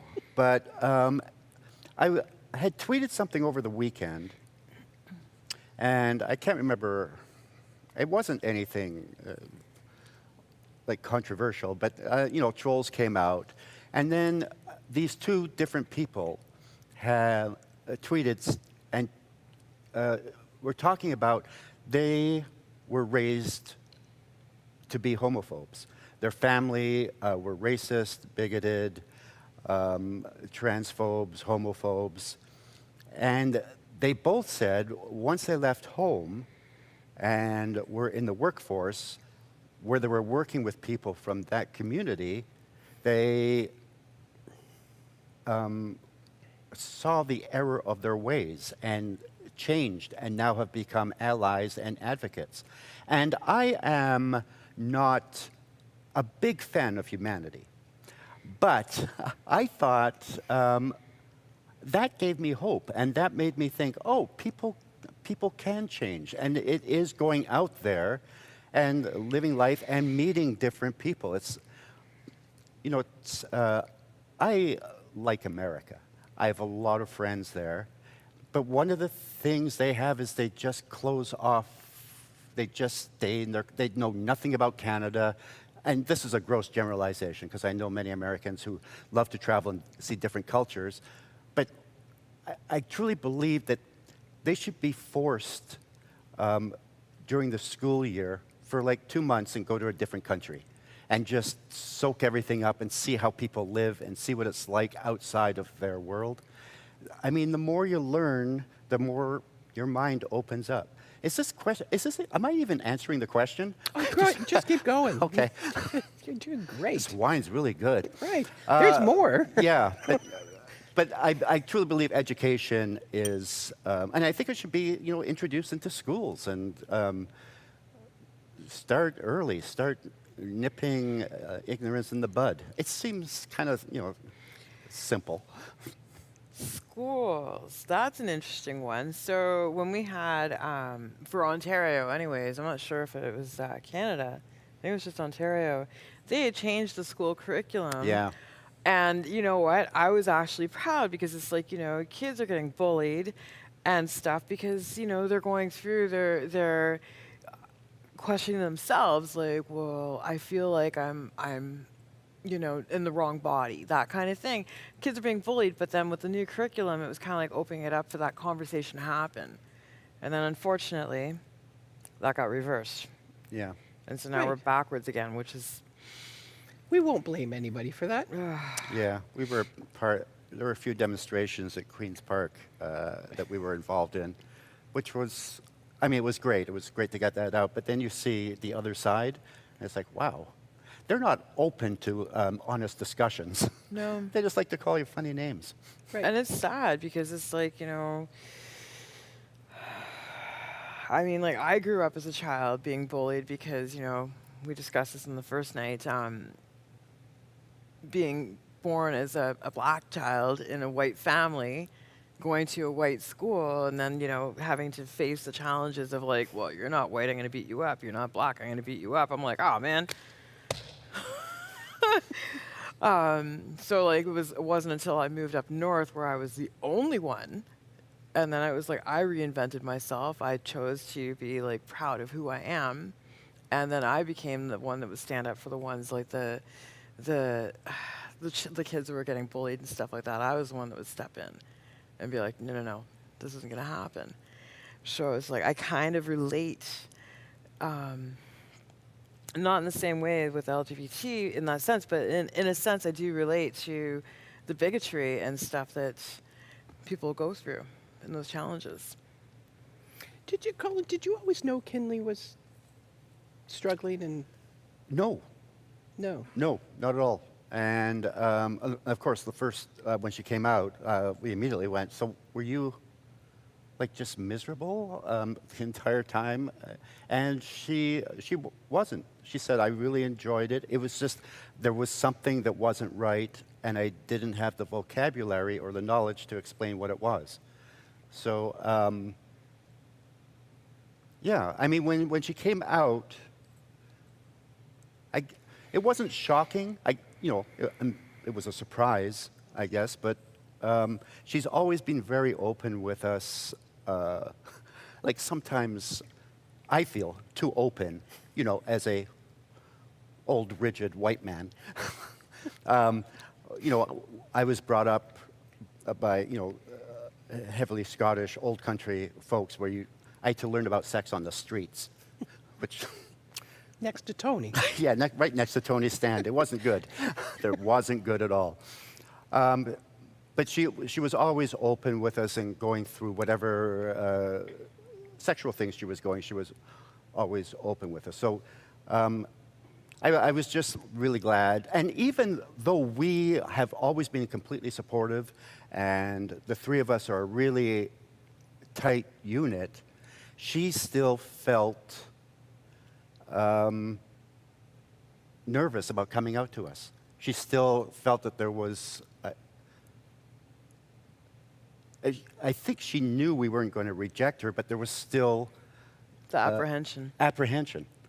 And not hurt, but I felt bad about that, that even though we had been incredibly supportive, there was still that apprehension. Because I get, you just don't, you can hope, I guess, that everything will be great, but I guess you don't really know. And it's such a big decision. Right, right. I know when I came home, Mom was shocked. Yes. It was a little bit of a like, I kind of knew, but wow. What a way to tell us. oh, yeah. The telling sometimes is the important thing. Right. There's a question from one of our viewers who's talking about, as being a parent, how do you, like, what's the nutmeg of the answer here is, like, what's the best way to cope and go on this journey with your child? Again, just learn as much about it, accept and listen to your child. I mean, she knew more about this than we did, and I felt that she was actually a good resource material because she had done all the research into it and in all the right places. So, I mean, the main thing is it's your child. So do what you do with your children. You support them and help them find their way or help make their way a little easier. And yeah, that's it. Just love them. That's your job. It's your job. Well, it's hard to believe that parents reject their children. Yeah. I don't, yeah. I don't get it. I really don't get it. When Kinley was born, I'd never felt anything like, and I adore my wife. And for those of you who know my wife, you know why. Because she is an incredible woman. She's just the loveliest. But when Kinley was born and looking at her, we have 20 hours of her sleeping on video. And these were in the days where the video camera was the big. Yeah. And I don't know. And then, that doesn't seem odd at all. No, 20 hours. And then, of course, when she's a teenager, get out of bed. There's that turn. But, and that love is never, and it's just grown throughout the year as she's developed and become a person, her own person. Yeah, I don't understand how you can just turn that off. It's very sad to me. Right, right. And speaking of your wife. Yes? Is she here? No, like you were on a tour together at one point, or you did some shows together. I think. Yes. That was her, right? Yes, we have worked together. Yeah, we work very well together. We do kind of a one couple show where we talk a bit about our lives, and we also improvise. Well, it's all improvised. Yeah, so we've been doing that. We also did. There's a series called Unique Lives, and they called us and said, we'd like you guys to do a tour. And immediately, we got all Canadian, because we said, what? But you've had like Oprah and Shirley MacLaine. What are we going to talk about? And this was before Kinley came out, so we didn't even have that. But we did it, and I mean, for Deb, it is perfect. Standing in front of an audience and telling stories. For me, it's my worst nightmare. I don't remember stories, I don't tell them well. When I try telling one, I can just see Deb going, oh, you missed that part, you missed the good part, you missed the good. So I just let her do all the stories, because she's amazing at it, and she's wonderful. But part of it, yeah, I enjoy working with her and, of course, living with her. When the pandemic happened, she said, okay, here's the thing. I know we love each other very much, but there's going to come a point when maybe we won't enjoy each other as fully as we should. And we should keep an eye out on that. And then when that happens, you'll go there, and I'll go there. And then we'll... Still in the same house? Still in the same house. Oh, good. But then, yeah. She's... what I love about Deb is I tend to let things fester. I just keep them inside. No. It comes out, and we talk about it, and I admit it's the best way, but I just can't do it. When she was going through menopause, I'm so glad she's not here. I They just call it realized. mental. They call it mental pause, and we blame it on the men. She was going through menopause, and God bless her. Whenever there's something, she's the first responder in our family. She will immediately research, find out. She decided she wasn't going to take any drugs. She was going to do it naturally. And during this period, I have never bought so many flowers in my life. I'm not joking. I had an account at the local. But she sat me down and said, you know, I'm really trying hard, and I appreciate everything you're doing. There's going to be times. And then she went, hey, remember in the second Star Wars movie when Yoda is teaching Luke and he goes into the cave and he sees Darth Vader and then he fights him and then the mask comes off and it's actually he's fought himself. I went, yeah. If you come home and I say, I'm in the cave, go somewhere else. And I thought, that is perfect. She's not going to get really pissed off at me. I would just come in, hi, hon, cave. And I would just go somewhere else. She explained it really well, and she talked me through. Menopause was tough. I mean, she had the worst part of it, absolutely. I totally give her. But She had the spotlight. yeah, and totally. And But you were like the one, duck. it was interesting. I think it actually made our relationship better because I became more aware of her needs during that time, which was nice. Well, That's the great good thing is communicative no matter style. what you said, you at least had a 4-hour drive home. That's true. And there's flower shops all the way down. all the way down there. No, it would be perfect. What's some of the other stuff that's kind of been that you've done over the years? I mean, we know you've done 20. This hour has 22 minutes. Yeah. and This Yeah, one- my first, I started that right after 9/11.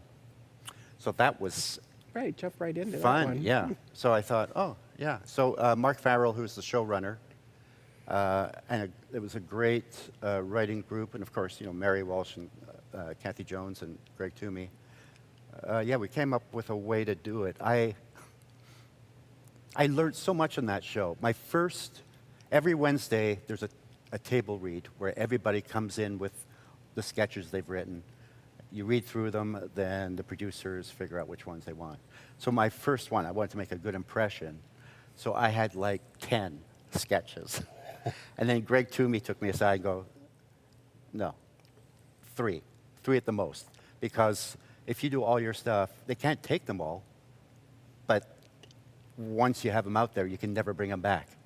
So I thought, oh. So then I started just writing sketches on the plane ride from Toronto to Halifax. And those ones would always get in. I'd spend like an hour on. So I learned how to be lazy on that show while yet working all the time. I did Shakespeare about a year ago. Really?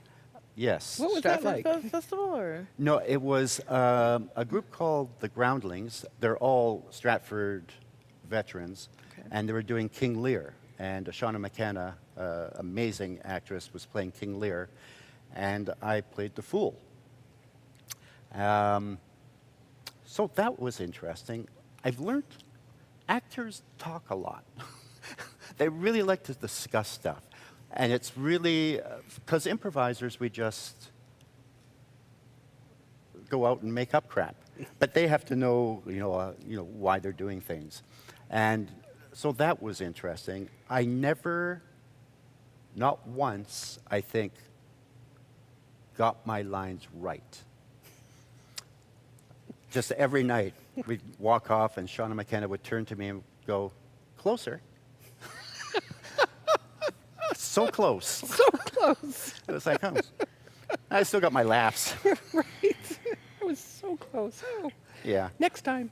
Apparently, because people come to Shakespeare plays with the plays and actually kind of read to see what had been cut. And so They care. Yeah, I probably pissed off some purists. Or maybe you rewrote it. I made it better. Right? Yeah, Cut out all the fluff. sure. I mean, a lot of those Shakespearean jokes, they haven't dated well. No. So you got to find the right face to add to them. Right. And actually, that was, if you think about Shakespeare, they were the first to be in dress Yeah. scene and, yeah, the drag performers, let's call it. Yeah, because the men were just Yeah, women are Women, just, we're not allowed on stage. Right, That's right, right. The other question is that we've got is just a minute. I realize you're getting spoken to Downloading. your ear. It just looks like you're having a stroke. currently downloading. And then you come back. Well, that's why I'm looking this way, because I don't want people to like, just a minute. It just freaked me out for a second, but then I Like- realized what happened. Everything's fine. Are women still trying to speak through the glass ceiling of comedy? Or do you find that there's more involvement in diversity now? Or do you think there's still a little bit of ways to go? I think there's still a little ways to go. Or I think there's a lot of ways to go. But I think I think there started to be more diversity, and I think with people like Tina Fey and Amy Poehler, and Kristen Wiig and that cast of Saturday Night Live, I think really put women in the spotlight. I think it was like one of the first times on Saturday Night Live it was really heavily accented towards the women, and it was probably their better seasons. And recently I've been working with a lot more female stand-ups, again, who are incredibly funny. And I've done the Edinburgh Festival a few times, and it really seems it seems quite diverse. In the world of improv, except for Whose Line, I think, yes, it is more diverse. And it's only not on Whose Line because the producer is a misogynist. Is this just local, or is this... Well, we discovered Friday and Saturday. Oh, he knows. Well, we've talked about this. It was really hard for a woman to get onto Whose Line, and all of us would always talk to Dan and say, look, we need more women. Not that I'm averse to playing the woman, but it would be nice to actually have a real woman there with her point of view, making the scene funny about that rather than me being the woman. That would be tricky, though, because I think I recall in Whose Line where one of you would go up behind somebody and be their hands. Yeah. And, like, if I was the woman, I'd be like, you be slapping my bodacious tatas a lot. Like, Yes. Do you need a moment with I didn't know where to go with that. in here. There was a scene I did in Whose Line, and it was a party quirk scene. And my quirk was, I wasn't sure if people were the actual sex they seemed to be. Oh, God. So I decided not to go for subtlety at all and just started grabbing people's stuff. Now, the woman who was there was Kathy Greenwood, who is a really good friend of mine. And I still, immediately after the scene, I went, I'm so sorry. But God bless her, she went, you went for the laugh. I get it. But still, every time I see her, I still apologize to her, because, and I tried to be gentle. And as I look back on Whose Line, there's so much stuff now that I don't think we can do, and probably should not be allowed to do. So it's comedy's going to be interesting for the next little kind while. of pursed up there for a moment. It's kind of like, yeah, some of us could learn that or get our filter back in place or something. I don't know. It's not as much fun, though. It's not as much fun. No. It's nice to just say stuff. I kind of have a request. You can say no. You're totally fine to say no. Yep. Is it, though? Not If I now. just say no, Well, no. no, that won't be fine. I'll say yes without even hearing. Oh, God. Okay, wait. No, wait. Let me hear it first. I'm curious now. No, just like we spoke earlier, like prior to the show, and I would love to do like just like a 3 or 4 minute like improv session with you. Have somebody, like one of the tech team or somebody out there, just yell up something, and then let's go. All right. Good God, All right, are we let's ready? do this. We've got an audience, sort of. Yeah. I'm so sorry, guys. MD, God bless you somebody all. throw me a topic. All right, let's hear a topic. Don't all shout at once. All 5 of you. Really? Something? Anything? You're killing me here. Mortgages. Oh, no. I was know a no, Rob. improvisers are supposed to say yes to everything. Right. But mortgages, insurance, and lawyers, stay away. There's my first tip for you. Also, never do a scene about bowling in heaven. Don't ask me why. It just never works. All right. Beach party. All right. What else do you need? A beach? What else do I need? A ball? Oh, all right. Oh, wait a minute. Do you need more wine for this? No, this should last me for the scene. All right. All right, beach party. All right. I'm not participating, by the way. Yes, you are. Yes, you are. Oh, no. Oh, yeah, you are. I need to Oh. go get my bikini. Oh, wait, we've got wine coming Oh, look for at you. that. Thank just you, show up. garçon. You got him trained. I don't have to call security this time. Oh, easy. We're here today with Tracy and Trixie, 2 of the most incredible beach party enthusiasts. They have started beach parties all around the world with unusual themes. And tonight they're just going to tell us some of the secrets, some of the things they do to make your beach party the best it can be. Welcome. Welcome, Trixie. Welcome, Tracy. Hi, I'm Trixie. Oh, thank God. So you're going to be the whore. And, well, yeah, because Nice. you know, like, how I like to play my beach ball. Right. Now, I have your my own. first big success internationally was when you had a beach party, and the theme was everyone had to dress up as sea mammals. There was some trouble with the manatee costumes, as I recall. People just kept falling over, and there were 3 near drownings. But still, that got you into the newspaper, and that started the business. Isn't that right? That's actually very true, Colin. It was an amazing journey, especially when the dolphins tried to fuck everybody. Yes. You know, that was the most horrible experience. Because that was like, the next thing you knew, the cameras were showing up. Next thing you were charging $1.99 a minute. Yes. People felt that the dolphin costumes, it should have been full rather than just stopping right here. Right. I think that's what made people get confused as to what they were supposed to do with those noses. Right. And you can get a free premium membership for that dolphin thing through Pornhub. Oh, and just so you know, the phrase dolphin thing has been copyrighted and belongs to you, isn't that right? Trademarked and saved. All right. Now, what kind of upcoming beach parties do you have going on now? I hear you have an exotic one in Saudi Arabia. That's a come as you are one, Colin. Oh, is it? All right. Interesting. Now, what's the most expensive one you've ever put on? Oh, Pigeon. What was the last one? It was Jesus Christ. Oh, excuse Oh, me. right. You did the New Testament beach party. That was the one. Yeah. That was it. Oh, that was amazing. You had a Last Supper with over 1,500 disciples. Right. The problem was the Catholic priests and the altar boys. Well, Yeah, that just did not go well. no, that's too bad. Yeah, But it did seem like a lot of fun, and people were very relaxed in their cloths. I'm not quite sure what the technical... Happy endings?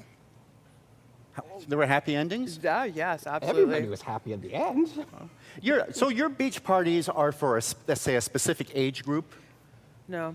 Oh, it's for everyone. Oh, no, I think we do the plus 19 thing usually. Well, yes, you must be. So You that- do- it was actually kind of that Catholic thing that kind of got in the way. Yeah. Kind of slowed us down. We had to kind of revamp that. Just a Have you little bit. ever done one for maybe a younger audience? Because, you know, a lot of parents for birthdays and things like that would like to have maybe a special beach experience. Have you ever... But that would involve us liking children. and That that's would kind of a involve me having to problem. wear clothes. Oh, you Oh, like- so you do most of these parties naked? Well, we're close to it. It's a beach party.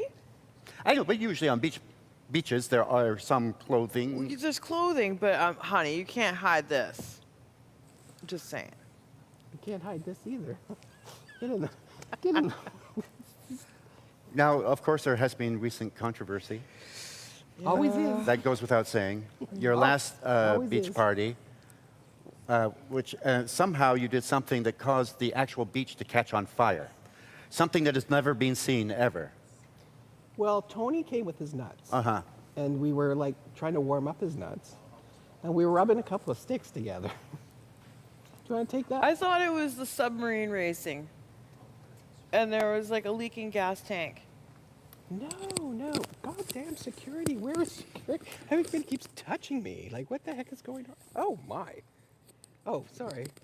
Lower. Are we good?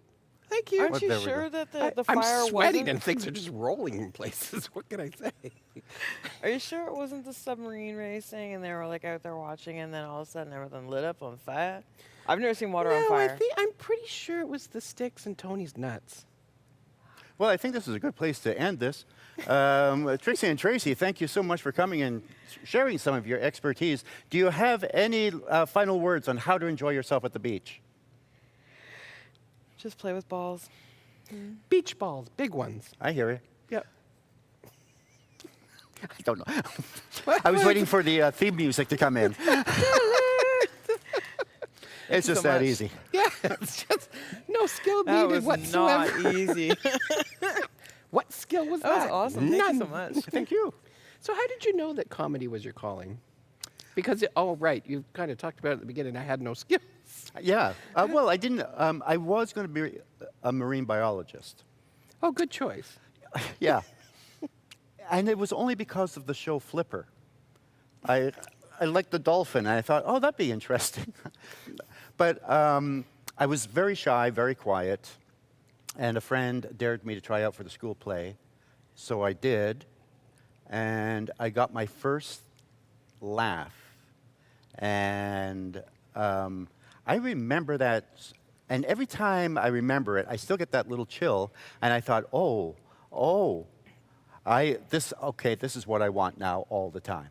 So I immediately got out of sciences, got into theater, and then, plugged for 40 years, became an overnight success, and here we go. Right. Now, wait a minute. We had a conversation about that a little bit earlier, about you selling off your stuff to buy diapers and survive. Yeah, when we were, we'd moved down to LA, where Kinley was born, because Deb had written a show with her writing partner at the time, Linda Cash. And we went down there. Deb was 8 months pregnant. She was writing, producing, and co-starring in the show. Then she gave birth, went back to work 10 days later. I couldn't work because I didn't have papers or a green card, so I was basically with Kinley in the studio all day, taking care of her. And they're so, I loved it, but they're kind of useless at 1 month. There's really not much you can do. It's like That's just like when watch their everybody skull says, oh, harden. isn't my baby cute? Sure. Yeah. But I loved her. So they did 67 episodes in 4 months, and then it got canceled. And we decided, why don't we stay down here and see what... 67? Yeah, she worked Yikes. way too hard. And then there was a recession. It was during the Rodney King beatings, the OJ. The LA was just tense. And we couldn't get any work. So we were destitute. We were selling all our CDs so we could get diapers and food for Kinley. And it got to the point where I couldn't tell Deb which ones I was selling, because some of them had, like, I would go, Joni Mitchell? No. And I go, Kinley. Does she really need to eat? Yeah. So we had to, So every time, like I remember just before she gave birth, I didn't have a driver's license, so I couldn't drive. I was fairly useless at that point. So Deb was driving, and Neil Young came on the radio, and she had to pull over, and she cried for like 10 minutes. She didn't like Los Angeles at all. No, no. So that was a tough time. That was the closest we had ever come to being homeless. It felt like we were always one day away from that happening. And then we came back to Canada, where we felt safe and loved. Stayed with Deb's parents for a year. It's kind of like living in mom's basement, right? Yeah. No, such they a- were, thank God for them. They were lovely. And yeah, just started the slow build up again. I have learned, though, that if you tell people you're living in mom's basement, it's not usually a really big thing for dating. Really? Yeah, it seems to cause an issue. I guess it depends on who your mom is. Well, I mean, if she was mom to Charles Manson, it might be a problem, but, Yeah. just regular moms, I don't think is an issue. Right? I hope. Anyway. No. So what was the moment that you knew you were going to be okay, though? People just, they don't see all that stuff everybody goes through. They just see the after. They see they don't see any of this, selling Joni Mitchell CDs. No. They just, I'm not sure. I guess maybe the third season of Whose Line.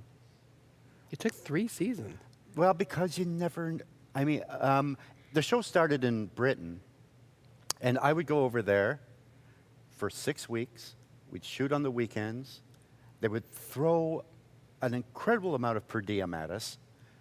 We had the week off to kind of explore London and around, and then I'd come back to Canada to nothing, to maybe a commercial here and there.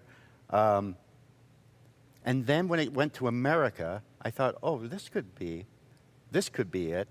But still, improv wasn't really known. So, I wasn't really sure. And Hollywood is such a weird place. Before they showed the first season, there was this big event in Pasadena where all the shows, show up and parade the new stars. And I was in the lobby, and I saw, and everybody has a handler. There's always someone with them taking them places. And I saw the producer, Dan. So I went up to say hi, and his handler stood between us with his back to me and said to Dan, "Is this guy important?" Oh, and nice. I thought, oh, geez, I don't know if, now I don't know if I want this. Right. So yeah, it wasn't, the third year I thought, oh, okay, I think this will be good. And then they changed our time slot to put us up against Friends and Survivor. Did you survive? Yeah, because the show is so cheap, even though we got creamed in the ratings every, the total show cost less than one friend. Probably Joey. Probably Joey. Yeah. He was on the lower end. It was like, it was 4 guys on stools. Phoebe singing about Stinky Cat. Well, there is a question from one of our viewers that they wanted to know if you found the one in Britain better or the American version. No pressure there. If you want to get called back. It was the same, pretty much the same production company, and a lot of the same cast. The thing about Britain was there was no censorship at all. You could do or say anything. And when you have that freedom, you don't really take advantage of it. But not you're all not the time. stressed. Every You're not once in a stressed the same way. Yeah, as so restricted. they were doing things like unspeakable things to the Queen. It's the internet. Don't Yeah. worry. So, so that was great. And then when it came to America, they had a censor in the booth because usually they get the scripts and they can look through and say no. But because there was no script, there was a censor. So our first season, I'm doing a scene with Greg Proops, who I'm supposed to be in love with. So I kissed him on the lips. And then this voice came out of nowhere and said, "Can you make something else up?" And in the previous scene, I killed 3 women and thrown them out a window. Nothing. And then what happened was, Drew Carey, who was the host, has a real button about censorship. So the next 10 minutes was unusable as he introduces motherfucking sound effects. Or so they came to this agreement where the censor would let the show go, and then at the end, the producer and the censor would hash it out and work out whatever. One of the best, this is my favorite Whose Line backstage moment. The producer came up after one meeting with the censor and said, Colin, we lost 2 pussies, but we got a penis. I went, oh. Sweet. I love this business. So, and the weird thing is we never really knew where the line was, because they would let some things through that I thought there's no way. And then they bleeped Ryan saying hand because it was, I guess, a masturbation reference. But when they bleeped out hand, your mind went to 1,000,000 different places that were much worse than what he said. And we had the NBC, when it came back, the censor came up and said, there's basically 3 rules. You can't, you can have maybe one or 2 dams, but nothing worse than that. If you're going to play old, you can't shake. And you can't be slutty, but you can be coquettish.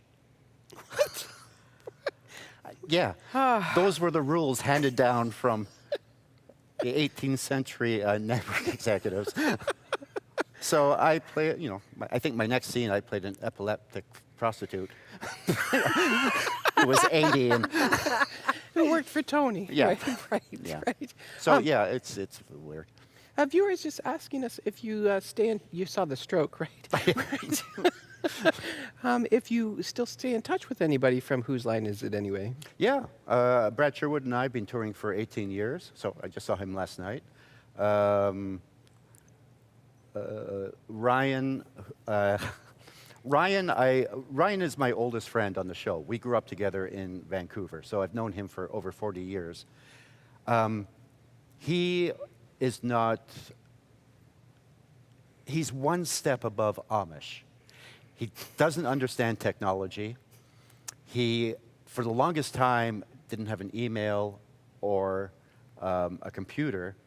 I had to friend his daughter on Facebook to get a message to him because he got really paranoid at one point and just started changing his cell phone number every week. So I was way behind.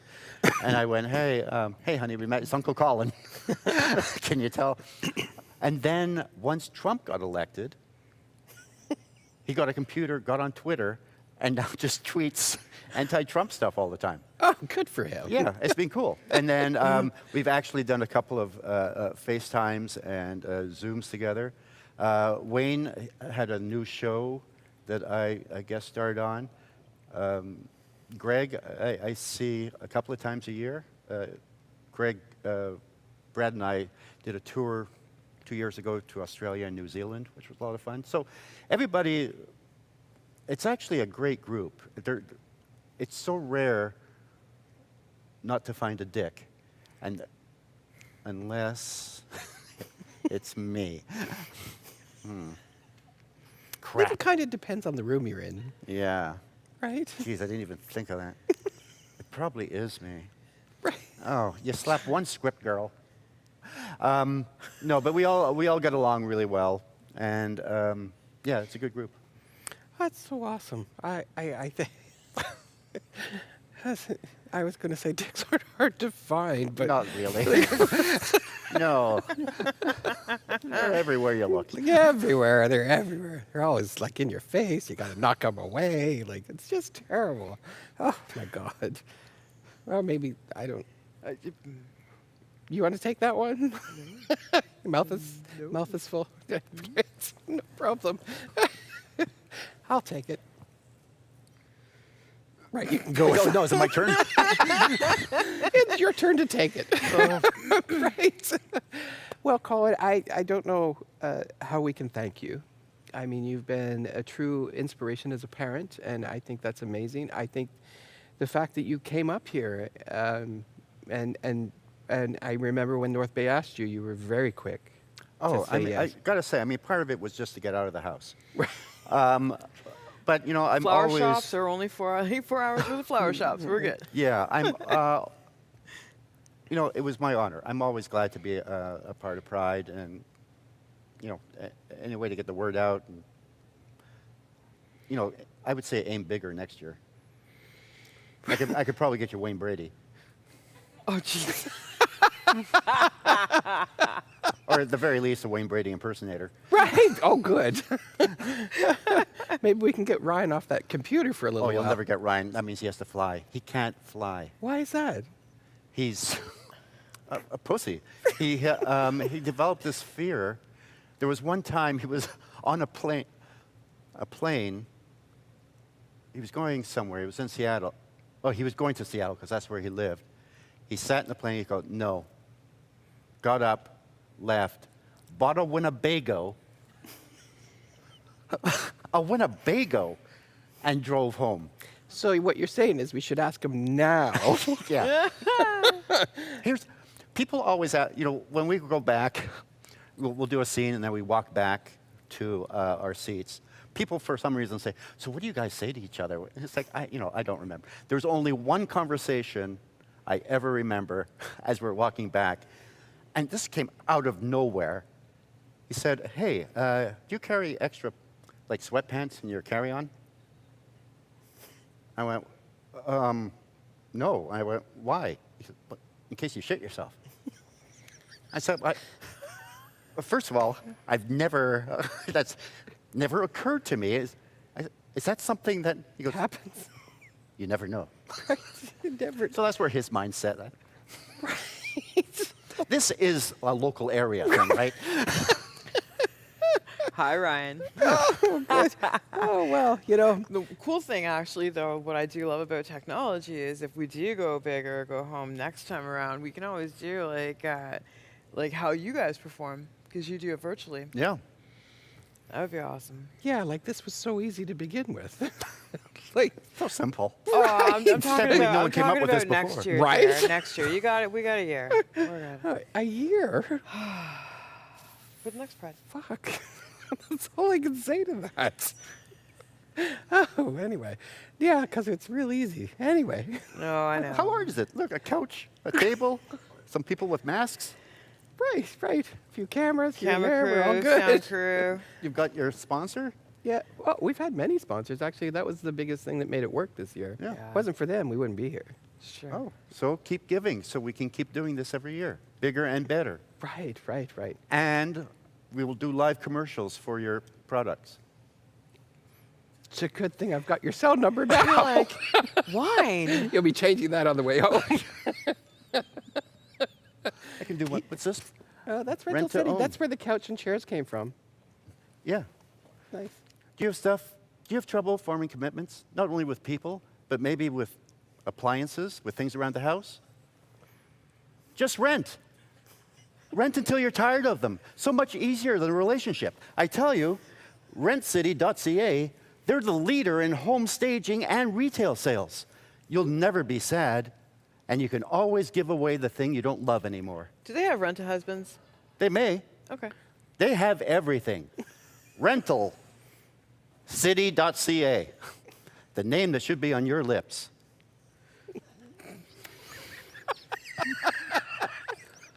That should be worth a little bit of cash. I'm sure that Rental That's City's cool. going, I think we have to write a check. Anyway, Colin, we sure do appreciate you making the trip up here Oh, and, thank you. It and was my enjoying pleasure. us. And we've had so much fun with you, and we definitely need to do this again sometime. Absolutely. And I want to say thank you, and I don't want to keep you, and because damn, it's hot up here. Oh, yeah, I wanted to say something. That's the wrong outfit for these lights. It would have been good if you told me that before we came up. Well, I didn't see until we were walking out. It's like, oh, should I say something to her? You're too late now. I'd rather see her in this than in the spandex outfit that she's got in the change room, because nobody need to see that yet. Or it was the Phoenix thing I did. No, spandex. There's wings. The wings were cute, though. You know, you can layer with scarves. I'm not much of a fashion person. Right, right. I understand. You know, a like- little Isadora Duncan thing. Yeah, you heard me. Isadora Duncan. Hard-hitting reference from the early 19th, 20th century. right, right. Actually, there's a store. You're going, you gotta wrap this up. It's just going like, No, whatever. Isadora Duncan. I can do more old references. Oh, Eddie great. Cantor. Right. Anyway, I want to say thank you. Thank you. Great. I'm sorry. I keep ruining our I'm getting exit. in my ear going, you gotta wrap this Meanwhile, up. the audience online is like, keep it going. Come on. Thank you. Thank you for having me. It's been a great pleasure, and it's such a pleasure to meet you and Thank you. stuff. And actually, if we can get Clifford out here, Clifford, the CEO of North Bay Pride, and then we can Close all out. go home. Yeah, where is he? Maybe he's not here. He's in the audience. Oh, where is he? He's like, hello, come Clifford. on. Tell me that I was going up right now. Oh yeah. Oh, Well, by the way. By the way, right now. Perhaps you should rent a pager from rentalcity.ca. You need a mic. You need a mic.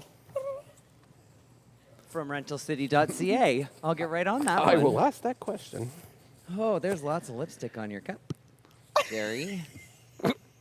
There could be Don't a lot you of lipstick know? everywhere. Don't you know, honey, when you put lipstick on, you're supposed to. Really? Encourage her. I'm Wow. with Colin on this one. Do you do that Wrong like in a outfit. room full of people? I just did. Oh, right. Okay, there's one request that we've had. Someone would like you to rap. Yeah, all right. All right. Well, we'll leave you to it. We'll just. Really? Yeah. I'm gonna sit right here. Yeah. Have at it. No pressure. What kind of fresh hell is this? I thought we were wrapping this up. Rap. Right. Got it. Yeah, you need, like like, this the won't be beatboxing? offensive in so many ways. Just do your thing. All right. Listen to me rap. I'm a rap today. It's going to be happy. That's my way. You want to rent something? .city.ca. That's where you go to get stuff. You need stuff. It's not enough. You got to own. You got to own. No, you don't. No, you don't. You got to rent, rent, rent. That's the thing to do. Everybody rent. It's the thing to do. Go Yahoo, Yahoo. Rent some stuff. Everybody needs it. It's not enough. Go there. Rental City. It's the place. Don't take no pity. Get some furniture, appliances, electronics, computers, or even home decor. Even if you ask, they may have an whore. That's another check. I so need you in my that's- recording yeah. studio. Yeah, that'll be for the lawsuit. I'm pretty sure that's another check. Well, whoever asked that, I hope you learned your lesson. Well, now that we know you could do that, we should have been asking that earlier. Right? Anyway, Clifford, you said you wanted to say a few things, so we're going to let you do it. Are we ending? Is that what we're doing? Yeah, we Yeah, have to we're wrap wrapping this up. Oh, well, let me. They keep screaming in my ear. It's Oh, like, let me it's just not kneel just a for a stroke second. anymore. Neil. Oh, kneeling. Well, first of all, I wanted to say, everybody, thank you so much for tuning into Pride this weekend. It has been one of the most amazing Prides that I've ever had the opportunity to be part of. Colin, thank you so much for coming. Thank you. I mean, it's such an honor to actually have you here, have you in person, because of the COVID virus that's been going around, and having the opportunity for somebody to come here and to inspire everybody in this community, and not just the community, all of Canada, right, Jerry? And right, Lady Raven? We heard it. Canada, U.S., U.K., Australia, New Zealand, yeah. So thank you so much for being a part of this to inspire change out there, that the community is still thriving, we're still alive. And even though COVID hit, we're still pushing through and sharing your story with us, absolutely. I also want to say a big thank you to Lady Raven and to Geriatric for hosting the weekend. Lady Raven, you've been a huge inspiration to me over the course of this whole project. And Geriatric, you and Jason have really, really put this show together. And Jason's an asshole. he is an asshole. I told but, you we're gonna take the safe side if you put Jason down again. But you know we like him. But you know I what? love He is an Jason. asshole, but sometimes he pulls through. Right, He gets right. stuff And- done. And honestly, I mean, the opportunities that have come out of this weekend, the opportunities of meeting Biff naked and having the performance last night. And Colin Mochrie, absolutely. wouldn't have happened without Jason. Not at all. Okay. Not at all. Alice Rose. Hope he gets a check. Yeah, maybe a penny or so, whatever. Right, a big check. Maybe Rental City will give me one. I'll tell you. Maybe Rental City can take back their outfit. Right, that's true. But it has been a fantastic weekend, and you know, if it wasn't for you, Jerry, and it wasn't for Jason, then I'm gonna get emotional because I don't know, we wouldn't be here. Well, that's greatly appreciated, Clifford. And I must admit that, you know, it's been a fun journey. The year has been fun. It has been a year, but we're here. We do need to thank Lindsay from Wolf Productions and the Absolutely. team here. They did an amazing job. The quality, the show, the graphics, and the Capitol Center. Just wow. I don't know how to say thank you to all of them, and they've been incredible.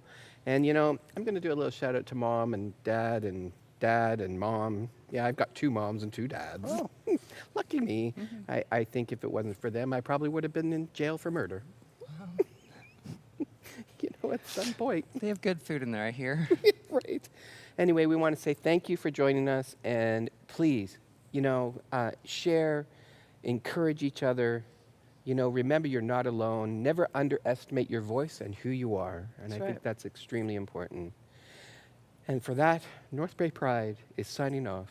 Thank you, pigeons. We'll see you again.